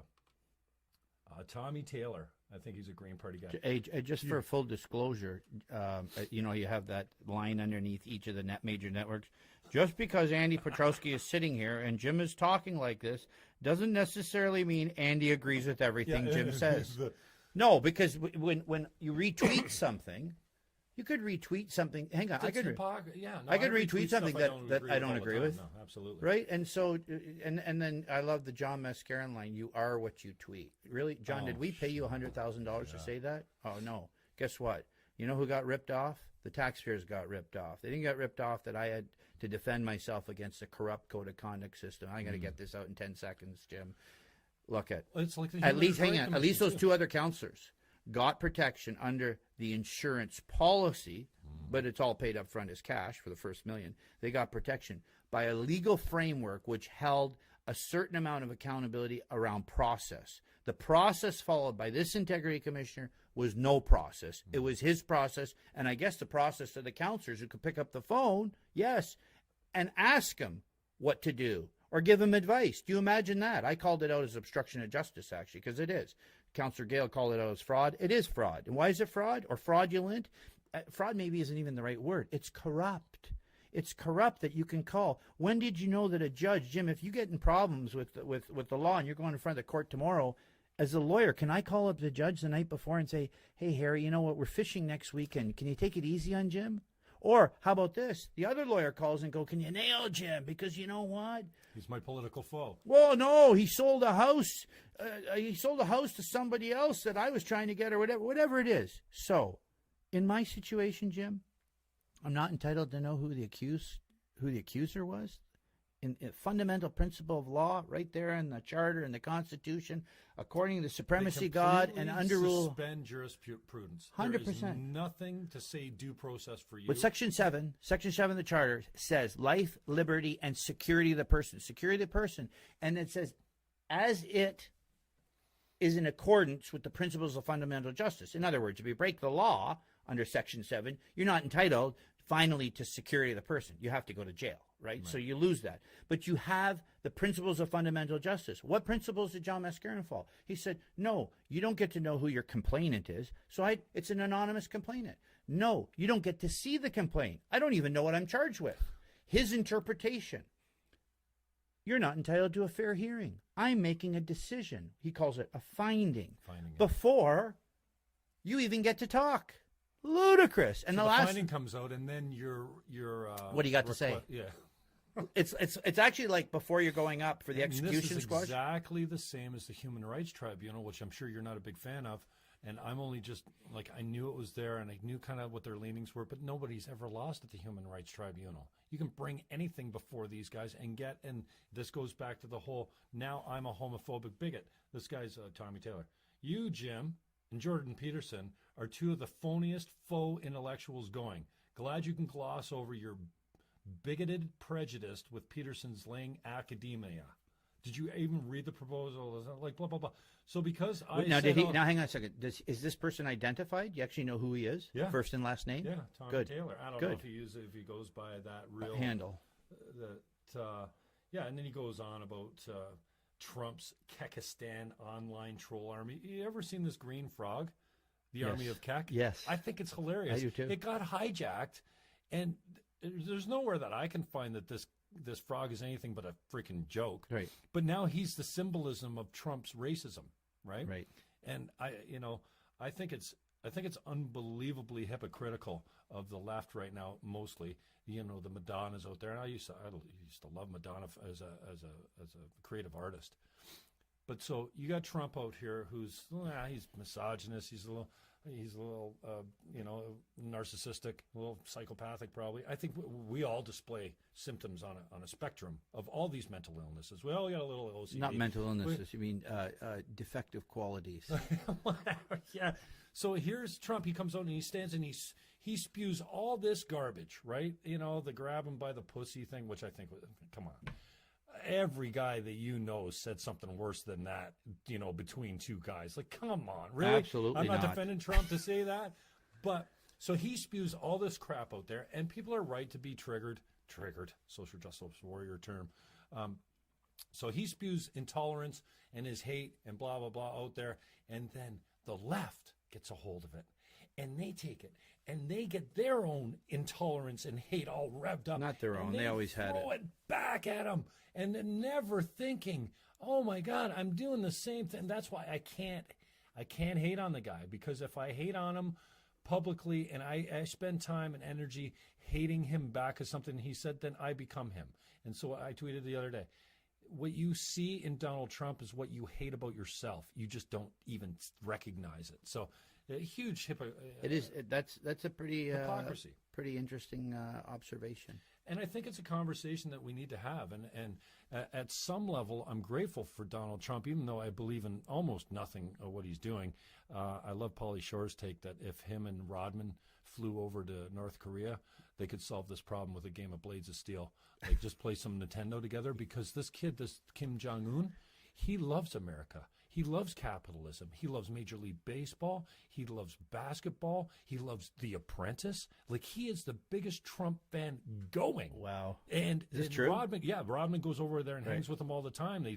They golf, they play video games, they hot tub together, and Rodman's a little bit of a freak, but and Pauly Shore's like, I know Dennis Rodman, and he says that if Trump just paid this kid the time of day, this stuff would go away. But he can't come out and say, I love Donald Trump, I love the Apprentice, because he's a dictator. And Trump actually once said, in real Trump talk, because there is real Trump talk, but inside all of us, there's real stuff, probably with me more the 90% of the real and 10% of the phony versus the average politician, is vice versa. But Trump even came out at one time and said, maybe someday I'll be able to talk to him. That's real Trump talk, because he's a business guy. He, at the end of the day, is a face-to-face guy. Let's have a chat. But his handlers in the White House, and they've all moved around lately, and I think it's getting worse, not better. But his handlers go, you can't say that. You know why? We have a military complex we have to keep pumping with billions more to put more planes up in the air or more boats. So go out and crash champagne bottles over aircraft carriers. But please never say we want peace. America doesn't. Well, I shouldn't say that. There are some in America who don't do well economically by peace, Jim. Look at all under Bush, under Obama. Hey, Republican, conservative. Who has a better record in war? Neither. They're both atrocious, and they both were feeding the same system. To your point earlier, they're all overlapping the middle. We call it same church, different pew. It's disgusting, and one's inclusive and one's not inclusive. Conservatives are not non-inclusive. They're not inherently racist. They're not inherently bigoted. They may have values, but just because you have a value like pro-life doesn't mean you're a misogynist. You know which woman I hate the most, Jim, as a pro-life guy? My biological mother, who adopted me, put me up for adoption. That's the one I hate the most. The one who put me up for adoption, Jim. I knew you were hate-filled. I knew it. I just knew it. No, but I'm saying it's complete sarcasm. No, if it were not for Jim, if we're not for my biological mother, who had a child, an older sister, so I have this stepsister or half-sister out there, 7 years older than me, that I haven't found or looked for yet, if she had not realized that, hey, I can't, weekend romance, got pregnant, Andy came along, that I couldn't put him up for adoption, hey, we wouldn't be having this interview. So I'm saying that in sarcasm. There's no hate. I love the fact. In heaven, I hope I hug my biological mother and she hugs me and says, hey, Andy, I'm the one. You know what? I always want to know what you look like. Now, I didn't want to know so much, but seriously. So, Jim, all this stuff this isn't about even parties, even though parties is how we choose to define. Everyone wants to belong, right? People inherently do want to belong. Be loved. Yep. Accepted. And guess what? Don't want to be ridiculed some in people, public. And some people, I try to get my love obviously from family and from my God, because I believe in my faith. God loves me unconditionally, doesn't like sin, but he loves me. I'm always loved. Yes, you're loved. God is love. 1 John 4, God is love. Some people, I guess, when faith isn't part of their life, find their love in what I call idols. You know what an idol is? Alcohol. Well, no, but your government party. If you find your worth in your government party, I'm sorry, and some do because you belong, then you attach to it. And when you attach to it, you get a set of beliefs, and you get a set of beliefs. At the end of the day, Jim, here's the problem. We all have those. They're inherent with us. We all want to belong. We all have these, we get our support. We get our recognition from all this worldly stuff. And it has taken away at the municipal level, where we're supposed to be not parochial, not partisan. Parochial is your geography. Your partisanship is your party. Wouldn't it be nice? Wouldn't it be nice if we just had 1 week of completely nonpartisan and non-parochial decision making? I'll tell you what, if we had a month of that a year, Bob Gale has this new idea where he messes us all up once a month. Makes you sit in different makes seats? us sit in different seats. Really? Is that still? Yes, it's an ongoing. Still goes on. Still goes on. I remember that. Yeah, I think I got to miss it because I was away for part of it, which was great. But anyway, wouldn't it be nice if we had a month where we go, okay, guess what? When you stand up and you debate something, you got to debate or vote for something. You have to put some cogent words around why this should happen and shouldn't happen. You don't get away with sticking your hand up and saying I support this. You actually have to speak to that motion. And wouldn't it be nice, and this is the flip side, if the public came and actually watched it? Because right now, and the Standard knows this, the radio knows this, better call it CKTB so they get a plug however they want to take it or not. Niagara This Week knows it. Nobody's in the audience. Nobody's engaged unless it's let's attack NPCA this week and you get the same olds, right? It is. Or it is a specific issue, like last term it was the Southern tier hospital people didn't want Fort Erie Hospital closing or whatever. But Jim, we don't have even and you know this, we've talked about it, we don't even have an engaged public who are coming. In the States on the other side of the river, every night in town councils, in county councils, which is like regional government, and state councils, those gymnasiums, those part-time classrooms that are converted in council rooms, they're full. They're full. I even watched one up. I just watched a Collingwood council meeting or a Barrie one where there was a code of conduct issue, and they actually came in support of her. Leave Sylvia here or something like that. I said, but where are the people in Niagara? And I know what they're saying. They're saying, well, they could say, well, we voted for you, expect you to do. But do they really, Jim, do they know what's going on? No. And you can't rely on that birdcage liner to tell you what's going on. You can't. I kind of agree with you, too. On some things, the politicians are elected to make the decisions. On some things, they're just too big. You have to go to the public. But I want to pick up on something you said. Can we finish this last thing, though? Yeah. Okay. So who, when they go to the voting booth, besides, Petrowski did this, Petrowski did that, and, hey, you say there's no such thing as bad publicity, but who, apart from me, and apart from the attempt to attack and go after Caslin, the chair, go after sometimes Bob Gale's chair of police board, and Dave Barrick or Sandy Annunziata, and knows who's always the targets? Who's the targets? It's the them and the us side. The left is fine. Leave the left alone. but you're going after I call them the non-left, because in the non-left we have councillors, Selena Volpatti's a great liberal. And yet, she is a great. She's not leftist. She's a councillor that holds people accountable. I mean, she's running at the front of the boat on the Burgoyne Bridge. But at the same time, where come election time, are the people getting their knowledge for who to vote and who not to vote? Do they know? And that's okay. Do they know Andy Petrowski was the only person out of 30 who stuck his hand up and say, "I'm not voting for that $10 million track and field stadium"? And I'm okay if the sports people say, "Well, I'm not voting for him because he did." And I'm the only one who will go on this radio now and remind people, because the other 29 are hoping that if you don't like the sports stadium, they'll still get the vote. And if you do, or they'll forget about it. But do the people, Jim? No. Does the paper even, you know what the scorecard will be? The scorecard will be Grant LaFlèche's little online article with the 30 articles he's done on me, 30 or 40, whatever it is, and counting. I mean, get a life, Grant. Come on. You know what? Find something else to do, like be a real journalist. Oh, did I say that? Columnist. Pardon me? Columnist. He's not a journalist. He's an opinion haver. Hack opinion maker. Man. This idea, and I've been struggling with this too, and this is kind of why I've been quiet. I've done a couple interviews with musical guests, and we touched on kind of stuff like this, but I'm having a hard time articulating my frustration up until this point, and so thanks for being my first victim.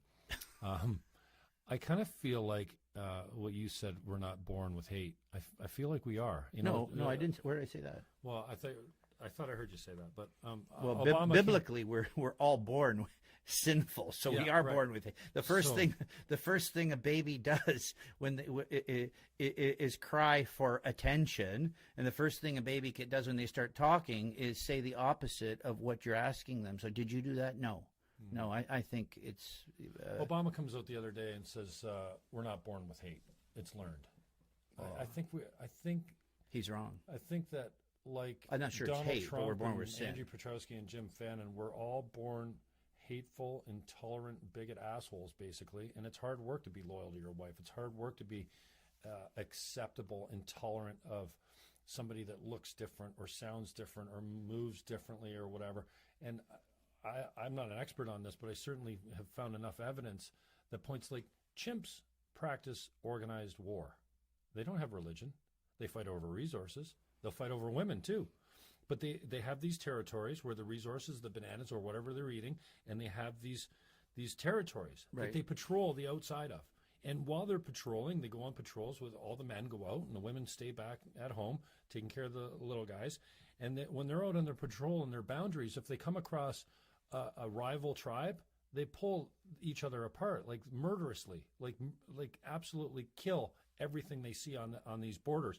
And then, and tribes of usually no more than 30 or 40, that's how big chimps tribes normally are, they go into organized, they will march like an army into foreign lands and disseminate and obliterate and exterminate, practice genocide on every male chimp. Then they take the females hostage back to their clan, and then they encompass a new territory. It's genocide. So what are you saying? I'm just saying that's our closest, if you believe it. I don't. Well, that's why they call it a theory of evolution. I'm a creationist. I believe that God I get that, but there's holes in creation, there's holes in evolution. But still. We have the closest DNA with I believe chimps, those are like instincts. 98% DNA We're mammals. matches. We're mammals. So is it fair to say that, we're warlike? I don't believe it. We're intolerant. We but are not because they are, Jim. I don't look at. I come from the school of nature. creationism. It's in human nature. It's human nature. We are fundamentally born as sinners. That's the first 3 chapters of Genesis carry that pretty quickly.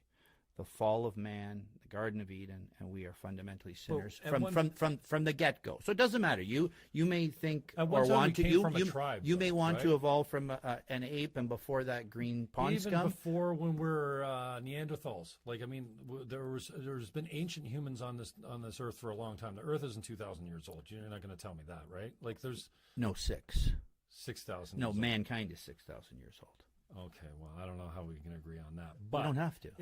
At one time, we were in tribes. And when our tribe came up against another tribe, we didn't invite them over for dinner and sex. Absolutely. We tried to obliterate them. Jim, if that history is true, no, but that's even recorded since in the Bible. If you ascribe, as I do, to 6,000 years of the formation of man and woman as Adam and Eve, and then what happened after that up to the flood, there still were tribes wiping each other out, absolutely, by the thousands and the tens of thousands. Yeah. So where do we get off thinking that it's like we're born good and intolerant? And so Obama says we learn hate. Well, but you can be taught hate. There's no doubt. Hang on, but there is certainly some socializing and some teaching going on from parents. If your parents are Archie Bunkers, chances are when you're 8 or 10, you said at 10 you can't know that you want to be a woman if you're a boy. But if your parents are bigots, chances are you don't know differently. You won't know differently. Fair enough. And you might. And it can be taught or learned or indoctrinated or whatever you want to call it. And how does that affect us at in the great region of Niagara? Well, I think that the conversation about Trump should start out as we're all racist, intolerant, bigot assholes at our core. We've learned and we've come a long way to be tolerant. And I've experienced, I tell the story about my friend Josh. First time I met him, what's this? He's a big, brown, flamboyant, I think he's gay. I've never actually asked him, but I mean, he does the pride functions and stuff like this. And I'm looking at him, and I'm like, dude, it's weird, man. And I see him the same next day, and and then I have to give him a ride. He just happens to be a mutual friend of a friend of mine, and so I'm giving him a ride. And he's an artist, so he asked me to put a CD in the deck, and I'm like, yeah, I'll put your CD in the deck, and he's in the back seat of my car, and he's going, well, can you put it in now before we get there? And I'm like, now? Yeah, before we get to Niagara Falls, so we can all listen to my disc. I reluctantly put the thing in, but I'm hating on this guy the whole time because he's big. He's a 6'5", big, brown, flamboyant. He's not like me. Right. And right away, my gaydar or whatever it is goes off. I'm like, dude, get away from me. I'm not tolerant. Is my first reaction. But the whole time I'm processing. Jim, you're doing that as an adult. I think racism and bigotry are attitudes, first of all, and they're more something you people grow into. I don't think you're born a racist. I think that if you were what about mixed families? When you have mixed children through adoption, whatever, they all get along, they all love each other. Kids walk up against strangers all the time, and they're like, Ixnay, just because you don't even have to be a different color or religion. You're a stranger danger. Anyways, to finish my story about Josh, I put his damn disc in the thing. We're listening to it. I got a car full of guys on the way to the thing, and I'm weirded out by this guy. By the time we get to Niagara Falls, we're all yelling out the windows, blah, blah, singing to this guy's tune. And he's a beautiful man. He's a great guy that I know now.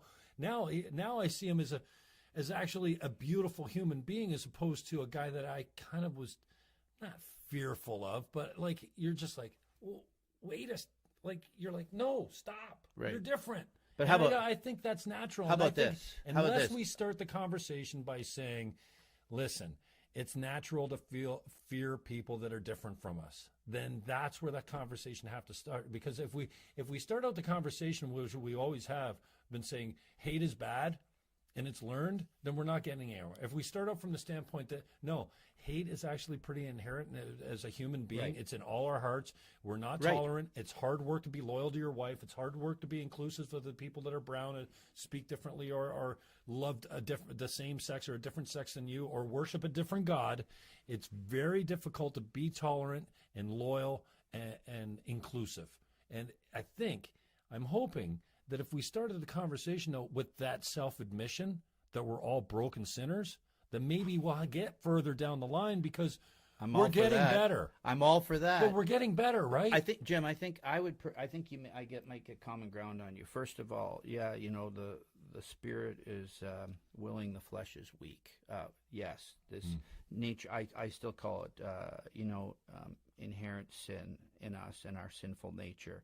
And I think whether people believe in that or not, we certainly are. You might go to the extreme of born, we are bigoted, we are racist. We certainly have a prejudice, for sure. And I think we all battle with prejudice in terms, what is prejudging. We see somebody and instantly our mind puts that person in some type of a category. That's our nature, whether it's a good category or a bad category, right? Depending on how they look. Exactly. Unfortunately, but we've also been socialized and by our family and by the world what we should be thinking when we see those people, unfortunately, to some extent, because otherwise, we have blank slates. As far as the lies of hate and cheat and steal and gossip and pride and covet, I think, and of course your audience is going to go crazy on this. I think that we're born that way. We are born with those sins in us. And because where does that come from? Where does a child, 3 years old, sitting beside his cousin who got better Christmas presents, let's say, or got ones that he liked, where does that child come up with crying and grabbing that from them? Where? That's not taught. That's not the Obama taught. Got it. It's there. It's there. And I'll say, therefore, the grace of God, we do have a book I fully believe in, as you know, called the Holy Bible, which teaches not, whether this is good or bad as much as right and wrong, because I think they're different.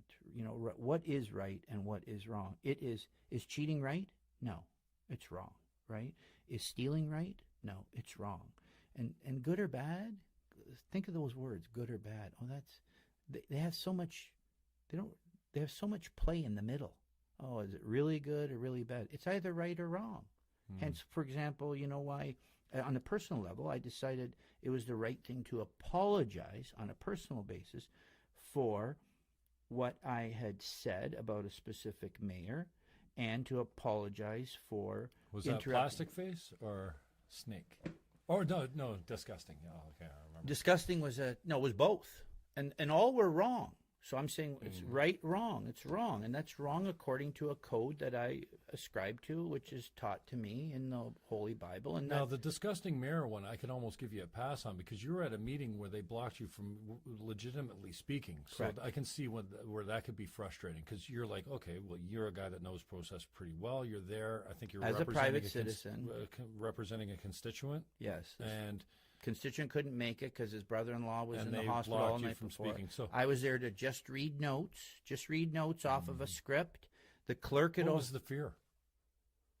That you're going to let loose with an Andy Petrowski tirade and rip council to shreds while you're on the lectern? Perhaps. Perhaps, yeah, or perhaps. But the fear wasn't. You couldn't have even been in the content, because you can manipulate the content at those meetings. We have this ludicrous thing, Jim, and you believe in democracy, and God bless you for it, and the open and everything. We allow a professor or the president of Brock University on the fly to come forward and speak to region, right? On the fly, yeah, unannounced, sits in the audience. Added from the floor to the agenda. Do we have any script? Do we have any clue what they're going to say? No. Everyone else. But Jim Fannon, you got to submit by Thursday, the week before, at 4:30. Oh, and by the way, in some councils, or in some townships, like maybe the one I was talking about, they can look at it and go, "No, we're not going to allow this." And even at the region, there's attempts to manipulate. And remember when the region tried to stop presenters from coming to council? Do I remember? I ran on it before you were elected. No, I ran on that. Right. I ran on that 2010. Yeah, the August before the election in 2010, the Council of Organizational Review Committee, aptly named Cork, as in put a cork in it, all those councillors passed, at least the majority of them, we will not allow any delegations to come to council. And then when I got elected, the first thing I tried to do in the fall is to change that, and my favorite mayor, Mr. McMullen, tried to jump ahead on, even though he was part of the committee and part of the council, at least the council, maybe not the committee, that voted to do that. He tried to go, oh, I want to change that. Oh, come on. So we changed that. We got rid of it. But you know what? They're going through the process all over again, Jim. I haven't been as involved. It's called the procedural bylaw. Everything, as far as I'm concerned, is sold to the public as making things more efficient and everything. Why? Why should things be more efficient? How many speakers do we really have, Jim, that come to council? Yeah. Not that many. And you could have rules like, Jim, you can't come 3 councils in a row and present the same thing. Steve Sues, what's up with him? He's at every committee meeting and every But he speaks at council different things, though. Yeah. I heard he spoke at the opiate meeting. He did. Hey, God bless him. Yeah. God bless him. Hey. Well, he seems like he's addicted to it. He can't stop. Jim, at least there are people coming forward and doing public delegations. Well, that's my point, that we started out down this road on why the hell should Jimmy Fannon and Steve Sues and Jennifer Johnson have to go address these things and get Jennifer Johnson's, she lost her son, right. and she's been mourning for years over this. Was this at Public Works, yeah. Public Health, you mean? Yeah, Public Health. This week? Yeah. Okay. And then she just happened to run into a couple similar moms that lost their child to overdoses or opiates or fentanyl. That's what her sad. Her son's thing was heroin. Sad and too common. And it was 99% fentanyl. Wow. Like, that kid didn't stand a chance. Right. And yeah, heroin's not good, but geez, if it was legal and taxed and regulated, and we have safe injection sites, maybe we wouldn't have this problem. But this is, one of my major Were you points. there for a presentation? No, I wasn't. Did you watch it? I did watch it. Okay. Did she get any questions? She did, but she completely, understandably, lost it.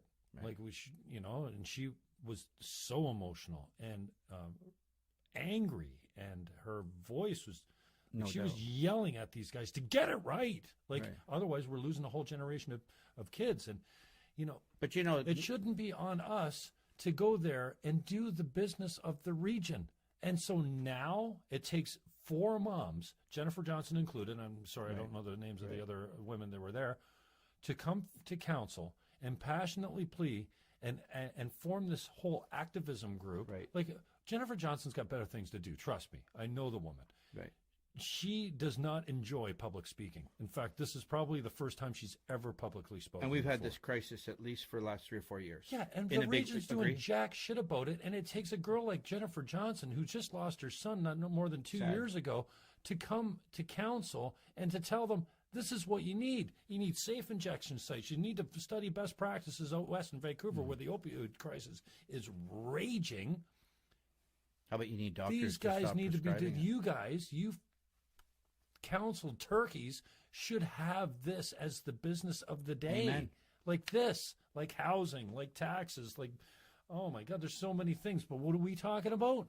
We're talking about a $25,000 Petrowski bill, which, I don't need to tell anybody this, and I've told this. I don't agree with everything Andy Petrowski. I, in fact, agree with very little about what Andrew Petrowski does politically. But lately, it was 44, by the way. 44,000. 000. Okay. Yeah. Because they'll be in TV land. But when you came up on this code of conduct thing, I can see it clear as day. This is the Human Rights Tribunal. This is suspension of jurisprudence. By the council. By the Integrity Commission. Yeah, with the support of council. Absolutely. 100%. And this is there are only 2 people wrong. who vote against it. And I don't understand how any code of conduct, and that's why when you challenge this, I was like, go for it, man, Right. because all these you'll change every code of conduct in the Amen. province and possibly Canada by saying the code of conduct cannot contravene the Charter of Rights. Amen. And that's why the Liberal judge squashed me down, because he knows that if it goes past him, which it could through appeal, but if he was forced to rule on Charter rights, which he tried to ignore all throughout his decision when I tried to get that injunction, and shame on him, and I'll say that openly, shame on him, and I said it openly anyway, because they all come from their pool of liberal lawyers, and then they get up there, and who does he work for? He works for Kathleen Wynne, who pays his check. So I don't mind. Doesn't it make you feel like it's stacked? And I well, was fighting I want the American system system for 4 years. I want elected judges. And they go, oh well, that's corruption too, because they're going to be running on campaigns. You know what? Let's try it, because the current system isn't working. But anyway, at the end of the day, this guy knows that if that had gotten farther and he had allowed me to go where I was going on the Charter of Rights, which is a Charter of Rights, which is Section 2, freedom of expression, Section 7, a violation of my security of person by not following any, and this hasn't even come that public either, Jim, which is just atrocious. To allow me to sit there as he did through that court proceeding and know, as he was hammering me for where is my copy of my sworn affidavits that I'd served people, the other side, the region's lawyer, their sworn affidavit to serve me with his information. Do you know what it said? Unsuccessfully served. I never had the other lawyer's information. So while he's taking you apart for not serving properly, nobody was served properly. No. I had served properly. Oh, but he was asserting that you didn't, though, right? No. He had asked for proof. Oh. He had asked for proof, and he said, "Well, you can't serve through the clerk's office." Fine. So the ones who did get served personally were the reason why we had the trial. That's fine. The point is, he had a piece of paper that documented from the Region's side and the Region's lawyer that the Region's lawyer had never successfully served me with his documentation. I'm sitting through this trial without the benefit of knowing the other side's arguments, Jim. And he had this piece of paper there all along. And then he gets to cost. And I finally asked, because someone in the audience had seen this, he said, "Andy, ask, what is this courier charge?" So I said, "What's this courier charge?" "Oh, that's for you being served." "Well, Your Honor, I didn't get served." "Oh," and that kind of looks like. So the whole trial, had he done, I say, his job properly, and he didn't, listen to me, Justice, you didn't do your job properly, as far as I'm concerned, or fairly anyway, he would have said, "I see that Councillor Andy Petrowski has not been served the documents from the other side," because both sides know going into all courts what your arguments are, right? It's called discovery, and then book of this and book of that. I didn't have anything. I'm sitting there, basically naked to the arguments of the other side, and he allowed that to happen. Had he done the same thing? "Oh, Mr. Perceau, where's your sworn affidavit?" "Oh, here it is on my desk. Unsuccessfully served." "Mr. Petrowski, do you have the documentation?" "No." "Okay." Now, it was a pretty tight schedule. "Do you have it?" "Well, I'm going to give you the option. Do you want to go ahead and litigate without knowing, or do you want to can this?" Well, I would have pulled it because I had no idea. He's a lawyer, Jim. That's all. His ammunition is in that book. And talking about the room being stacked, I mean, even just fighting a traffic ticket the other day, and I don't want to compare the two, but you kind of get the feeling, okay, the judge, the cops, the Crown Attorney, and the Crown, even duty counsel, I mean, they're all employed by the province. 100%. I feel like I'm here all by myself as a private citizen. And I had what did I have? I got a speeding ticket on the way to my dad's. And then I pulled over to call McConnell, and I didn't see the cop. And I was probably speeding. I was doing 90-something kilometers down Bigger Road, where the speed limit's 80. And so I was going to call McConnell. So I pull over on the side of the road just before Bigger Road. My dad lives on the corner of Moyer and Bigger Road in Port Robinson. I pull over. I'm there not even 30 seconds. Cop pulls up behind me with his lights on. I'm like, what the hell? I didn't even see this cop. And I had gone around some hydro trucks that were trimming trees or whatever, and I could see traffic coming. So I kind of I pinned it and went around them so I could make it, without causing any more trouble. So I got, and then he comes back to the car. He goes, "You don't have a license." I said, "I got a license right here." I said, "I've been driving for 2 years. I got insurance last year with no trouble." Right. Like brand new insurance with a new company. Right. You tell me they didn't pull my abstract? They didn't find out I was unlicensed? So at some point, my fines had disqualified me, unpaid fines. Right. I went and paid the fines, and they're saying I didn't go and pay this $150 registration fee to get my new license back or whatever. I've been driving for 2 years on this thing. So I take it to court, and I'm nervous. I mean, my pits are soaked because I'm out of my element. I don't do this. I'm representing myself, so that, the first to get remanded. I'm gonna retain counsel. Okay. So next time I come up, the cop's not there. He had a personal compassionate day. I go, like, this is my second time here, man. I'm coming from out of town. This is painful and it's costing me some money. Wow. I want to deal with this today. Well, the officer couldn't be here. Sorry. Okay. Next time. What if you couldn't be there? Well, next time I come up, I'm like, my lawyer, blah, blah, blah, and I haven't picked, and I need more time. No, that's different. What if you didn't show? Too bad. Oh yeah, you're convicted. So then I say something about, my lawyer, and I have to get a lawyer. And so I get smacked around by the female judge at that point. The officer's here. We're ready to go. Right. And what's your problem? I go, well, I'm not ready. Like, I haven't got my abstract back from the blah, blah, blah. Was your lawyer there? No, I was representing myself. Okay. So and this is all the same Crown. I can't remember. Vu was his name, I think. Young guy, good looking guy. Okay. I come in, he's like, no. He thumbs through all my stuff. He goes, look at this driving record. No, we're going to seek a $400 fine. I said, a $400 fine for what? For an administrative error? I paid all my fines. I've been to the courthouse. He was the Crown? Yeah. Wow. Yeah, and he wouldn't budge. Wow. I'm like, dude, drop this one. I'll plead guilty to the speeding. Nope. I'm going for a $400 fine on this thing. Wow. I'm like, dude. What court was this? This is Niagara Falls. Wow. On Queen Street. Next time I come back, I got a new, Bad good-looking, young Crown. A guy. And well, they're both guys. Representing the same cop? The Crown or prosecutor, same people in traffic court, I think. So this guy walks over, big strapping guy walks over. Mr. Fannon? Yeah. He goes, I don't think the cop was there again. If I had proceeded with it, they probably would have thrown everything out. Right. And he says to me, okay, yeah, we're going to drop this, and you plead guilty to this. Full fine, no reduction, no bullshit, no negotiation. I'm like, what are we waiting for? Let's do this. So they dropped the driving without a license, which was really an administrative thing because my fines have been paid off for years. I just didn't. Well, I swear I went and got the reinstatement. Right. That's what they call it, $150 reinstatement fee. Right. So finally, but I know what it feels like, and that's what. When you go into a courtroom, you feel like everyone is on the dole or on the payroll of the Liberal government, whoever's in power. It's part of the province. They're state employees type of thing. So then when you bring up this whole integrity commissioner thing and, the fact that you're 24/7, it doesn't matter if you're up north in a boat fishing, I know you like to use that analogy, or your Twitter account. Bullshit, man. I will not stand for anyone that's going Jehovah Witness, Christian, or whatever, when they go handing out pamphlets door to door, that they are breaking a code.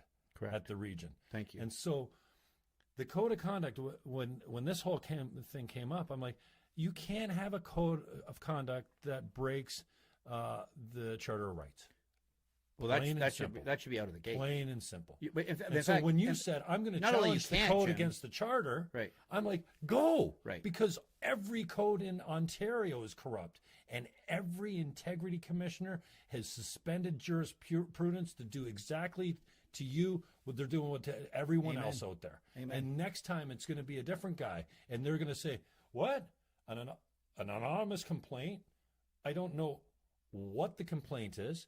I can't speak to it. It's not going to be tried fairly. There's no evidence. Who's the complainant? I mean, we saw this Swayze guy. You recorded the damn interview. The guy was, come on. You're guilty, Randy. Right. Like, how many times did he say, this is, and I've already met, and I don't need to talk to these people. Right. Like, I think it's still on SoundCloud. And but here's what's funny. That was the most ridiculous interview ever. Him and Mascarin, and thankfully George Rosdai, who saw through this jurisdictional issue and said, Andy, you're not guilty of this code of conduct complaint because you were at a golf tournament as a friend in your private capacity, and I'm not even sure what you're accused of. I don't buy that because there weren't enough witnesses on either side, but I'm not going to step there because you're out of your capacity. So I was out of my capacity on Twitter. I'm out of my capacity at the Pelham Town Council. And Sandy's out of capacity driving to 1010 to do the weekly talk show with, what's his name? I was out of capacity, and at the same time, some of the hypocritical members of council saying, but you're in capacity when we're going to assess your expenses. So you can't have it both ways. And the way to get around all this is to, I would say, coming back full circle to the governance thing, is take a look at how we govern ourselves. Let's have get rid of the mayors on council.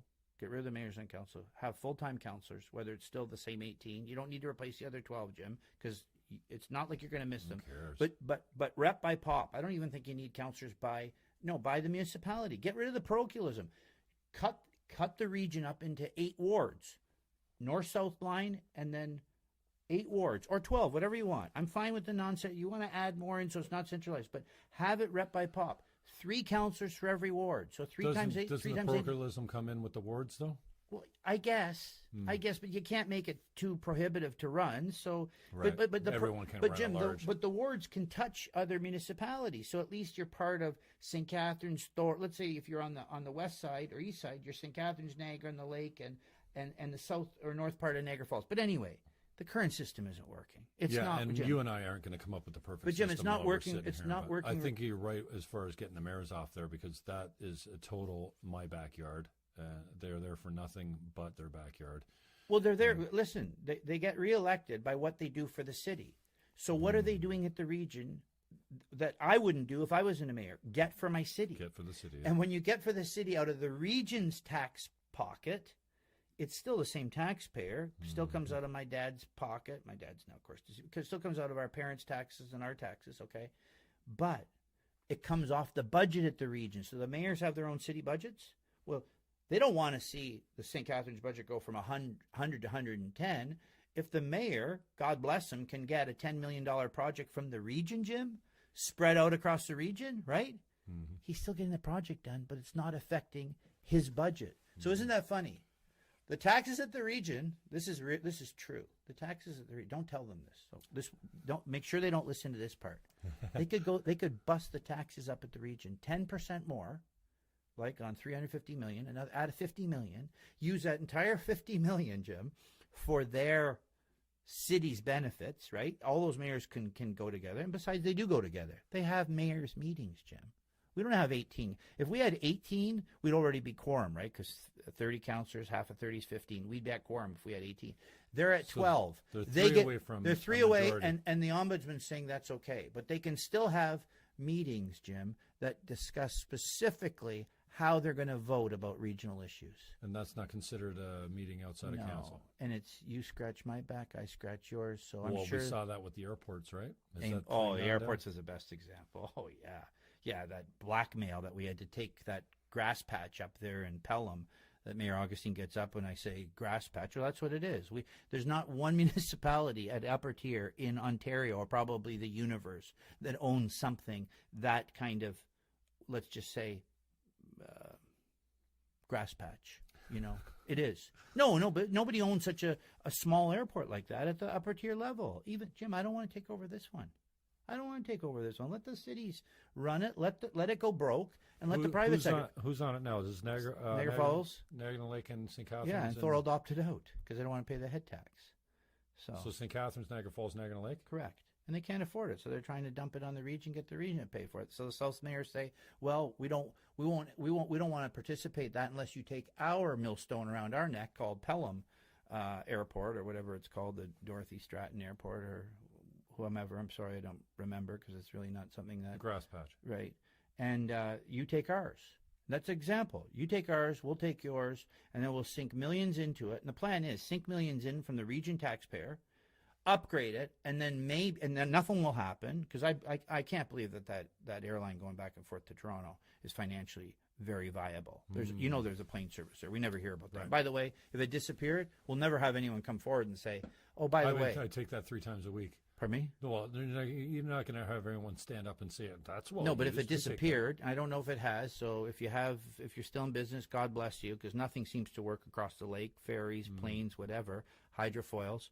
The point is this: it's dump money in, and of course all the local contractors, sorry, I shouldn't say local. The contractors will benefit very handsomely from all the upgrades. Good, make work projects for all of them and their employees on the taxpayers' back, and then nothing will work because we'll just have beautiful, empty plazas of airports, and then what are we going to do? Sell it to somebody maybe for $1. What's Collingwood doing right now? The Clearview Airport? They want to get rid of it. They've admitted we can't take care of it. It's on the market.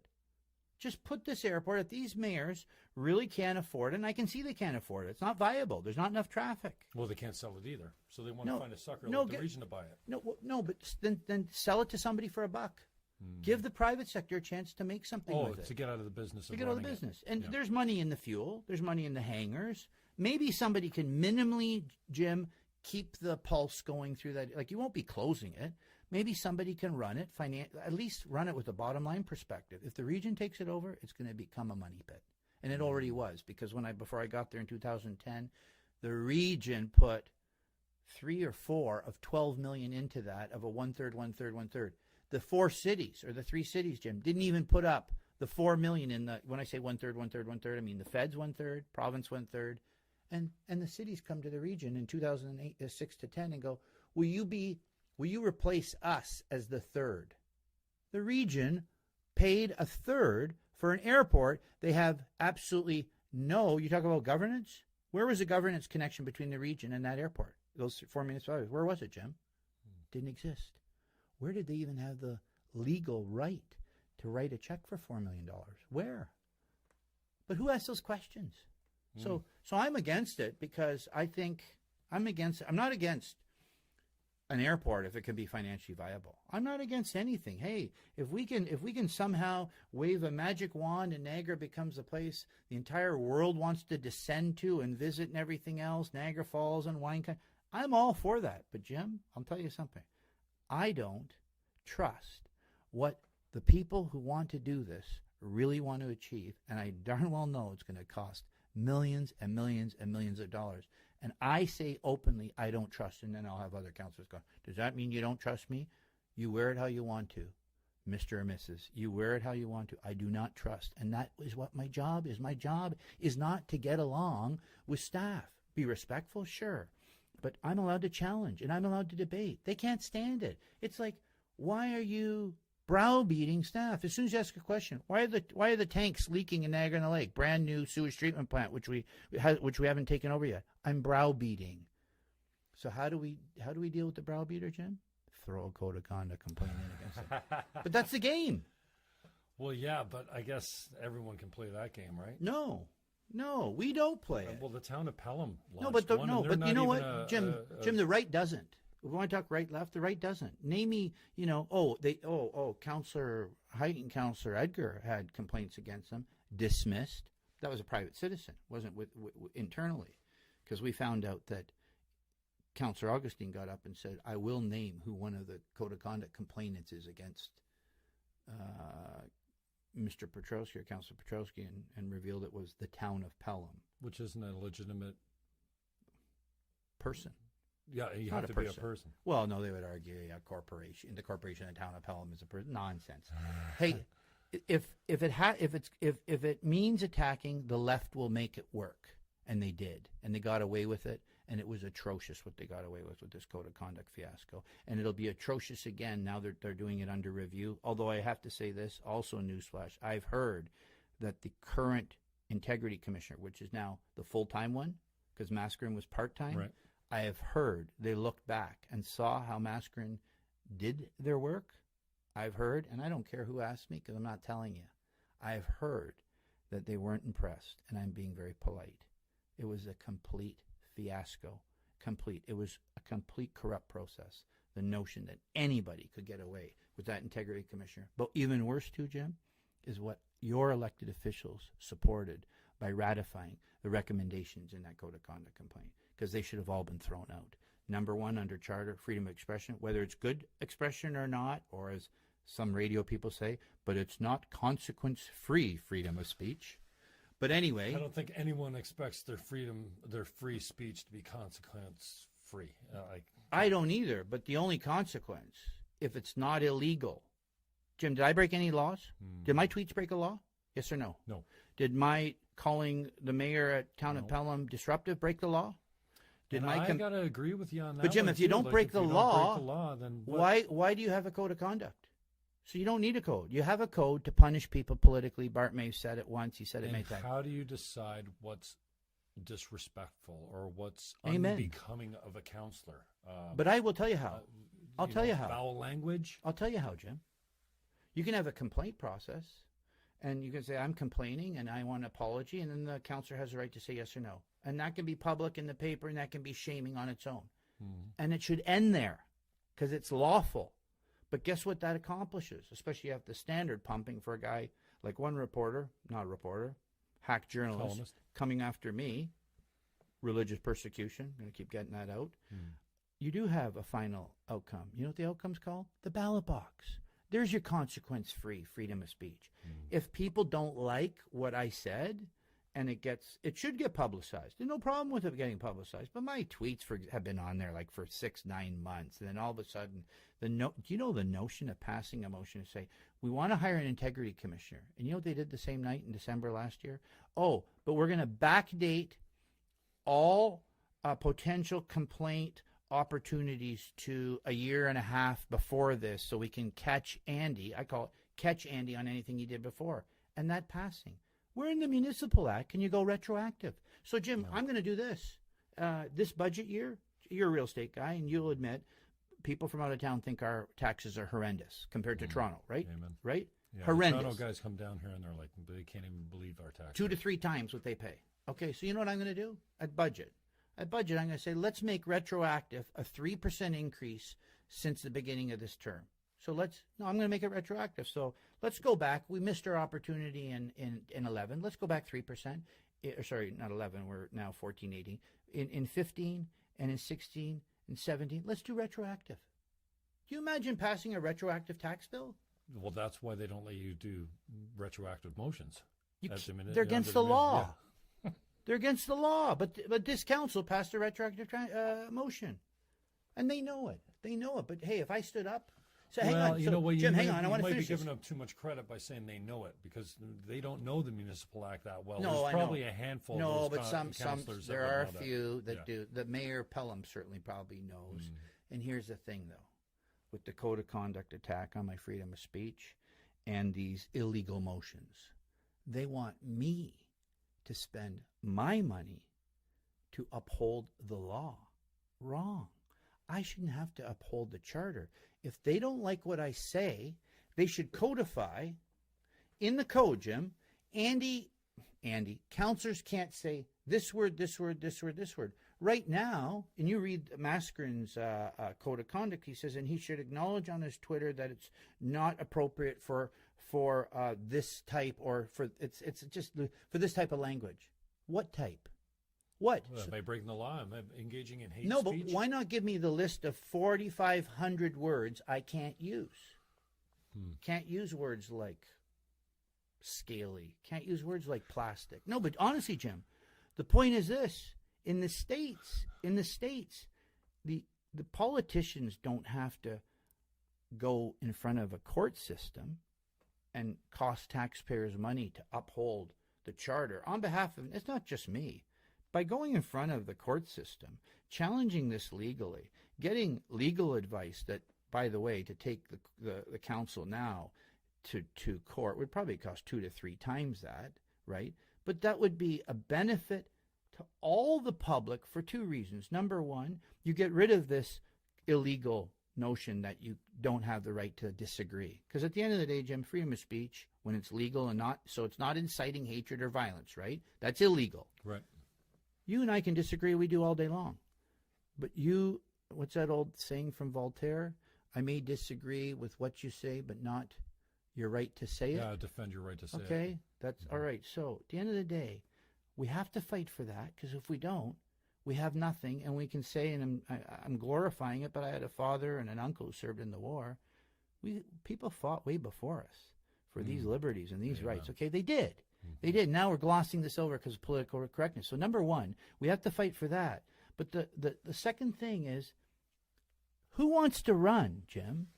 You had a political. Who wants to run with the threat that Nimrod can just file a complaint against you at any time? Correct, and you will never know what you can and no, but you can't. You will never know what conduct you're entitled to until the council of the day says through their integrity commissioner, cough cough, what you can and can't say. In the States, when Jim Fannon, Councillor, any Petrowski councillor says something, and someone thinks you broke the First Amendment, same thing, First Amendment, freedom of speech, okay? Like our charter, Section 2, freedom of speech. In the States, you take Andy to court to say he violated the First Amendment. It's not for Andy to go to court to say, uphold my First Amendment, my charter. They're forcing me to uphold my charter rights. So is this where the 44,000 comes in? Yes. And so how do you justify flipping that on the region as far as, an offensive move? Yeah. To understand what my legal options are to fight this. And at the end of the day, Jim, to fight it, and I said money. It's going to take So I now with this new expense policy, and Bart May's fought to leave it in. They said no, you can't have legal expenses. So anybody can attack Andy, even frivolously, and I would say those complaints. We're not talking about right or wrong language. I apologize for wrong, but they weren't illegal. I didn't break any laws. So anyone who attacks Andy, who has stayed within the law but has broken a subjective code of conduct, has no legal recourse, has no legal costs, has no legal defense. You're on your own. And let me tell you something, Jim, because I tried to defend myself, and I did successfully last term. It's hours and hours and hours of putting together your case against a frivolent, malicious, political code of conduct complaint, completely grounded in a hit job and a witch hunt. So Andy, part-time Andy, making his $25,000 a year as a regional councillor, because I'm exposing all these deeds at the end of the day, or challenging staff, and some councillors don't like it and are using or just asking questions. Just asking questions. Because some councillors or members of the public who are in bed with those councillors want to come after me because I'm rocking the boat called status quo. So we have a thing. We now have a thing. We can go after Andy. We have a way to take him off the rails forever and constantly. The code of conduct. Because Andy can't hire a lawyer to defend himself. So we will swamp him. And as long as we get a liberal-friendly integrity commissioner, which the last one clearly was, and as long as we get a guy who will throw, and isn't this funny, as a lawyer, he's all day, he's in a court representing his clients, and he has to adhere to the principles of natural justice, know your complaint. Like, does anyone ever go into a courthouse, Jim, and the table beside you is empty? The defendant or the plaintiff? You always know? Do you see your plaintiff? Yep. Does the judge say, this is what you're charged of, Mr. Fannon? And by the way, after their side, do you get to present your side before the judge or jury picks it? Oh, in this case, you don't know who you are. You don't know what you're charged with. You don't get a chance to present your case. And by the way, Andy, and other councillors and other Jim Fannons who may want to run in Niagara, you're on your own now. So how's this going to change then with the new integrity commissioner, with the so-called new code of conduct? How's anything? Well, there's a bunch of councillors. No, they're fighting hard. Some of them, Tony Quirk and I think Councillor Valpatti brought forward a motion to try to capture this term of official capacity. That, yes, Jim, I agree. When I'm there at council, or when I'm doing region business at the region, or I'm representing the region out in the field, which, by the way, is exactly how Brock structures their student code of conduct. Go and look at it. It's online. It says you are a student when you're on campus, period. Right, okay. When you're on campus. Or an official capacity. Or an official capacity officer. So if you're on campus. Which is pretty clear. I'm here representing Brock. I'm here representing the region. And I guess that means if you're at that bar at the back, what was there a bar used to be called? Isaacs. At Isaacs. There was one actually on the edge there. It was the escarpment when I was a little kid, because we used to climb up the escarpment, hear the rock and roll and everything. But anyway, that means you're on property, you're on official capacity, right? You're under our rules. Makes sense? Sure. Makes sense. Okay. Even after hours. I mean, hey, you're in the cafeteria. We expect you to behave according to the code of conduct of students here. Like, don't throw your pudding cup at somebody or whatever. But the region, because they can get away with it, and because there's liberals in the media even, I hear on the radio going, I think they're on the clock 24/7. Ridiculous. Nonsense. And if they are, then pay me to be on the clock 24/7. My dad was a doctor. He wasn't on the clock 24/7. Is there no precedent that's ever been set on this before? Like, no, this is capacity. No, this is not. There are codes of conduct in the province that specify capacity, and I think Councillor Quirk and Councillor Valpatti pointed to it, so they do.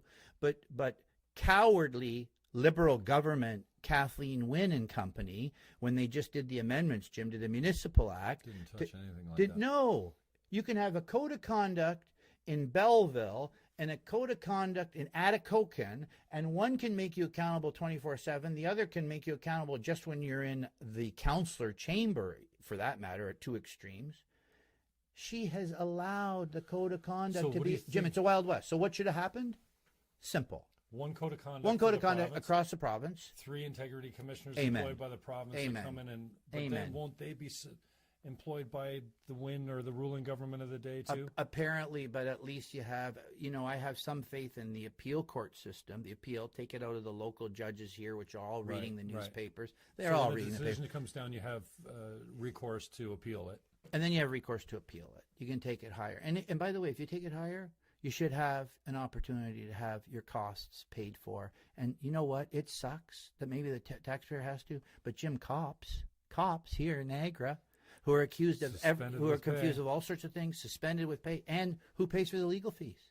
Us. We do. Mm-hmm. And even when they get found guilty, who gets paid with the legal fees at the end? And when they go back to their job, who pays for their compensation? Why are they much different? Why? Well, because, they're public servants, they're employees or whatever. Fine. Who's going to say no to the cops? Pardon me? Who's going to say no to the cops? No, firemen have the same. But same, Jim, for any public sector worker at the region. $100 million. Is that what is that our 140? Okay. St. Catharines portion of the NRP budget, it's $100 million. Is that right? St. Catharines total municipal budget's about I'm suggesting it probably pushing 110, so it's at 100-ish. And of the 100, 1/3, 30 million, 35 million goes to the police, and another 25 million, get this, half to fire. Budget. 25 and 35? No. It's 60. 60% of the budget is for two professions. Important professions. And then throw on ambulance. When's the last time we had a fire? Don't go there with me, Jim. These guys are paying $100,000 a year to shine trucks and sleep on their backs. No offense to the firemen, but seriously. You're talking about night shift. We can't we go back to the volunteer fireman days? There's still communities around Canada that have volunteer firemen, don't they? Communities right here in Niagara. Ask Mayor Bob Bentley what would happen to his budget if he had to pull his 95 to 100% volunteer fire department and replace them with union or Welland. Jim, they'd go broke tomorrow. They have volunteer fire departments. Now, I'm not weighing in right, wrong, volunteer or not, but the thing is this: how do you have two sets of rules? How come volunteer firefighters is okay in Welland and Grimsby? Grimsby, come on. Let's say this: built out to the urban boundary, houses everywhere. They are I would suggest a developed and mature urban community today, right? Mm-hmm. They're not the old, we're kind of in the same time era when we were here. They're not the old rural Grimsby anymore, right? They have the escarpment.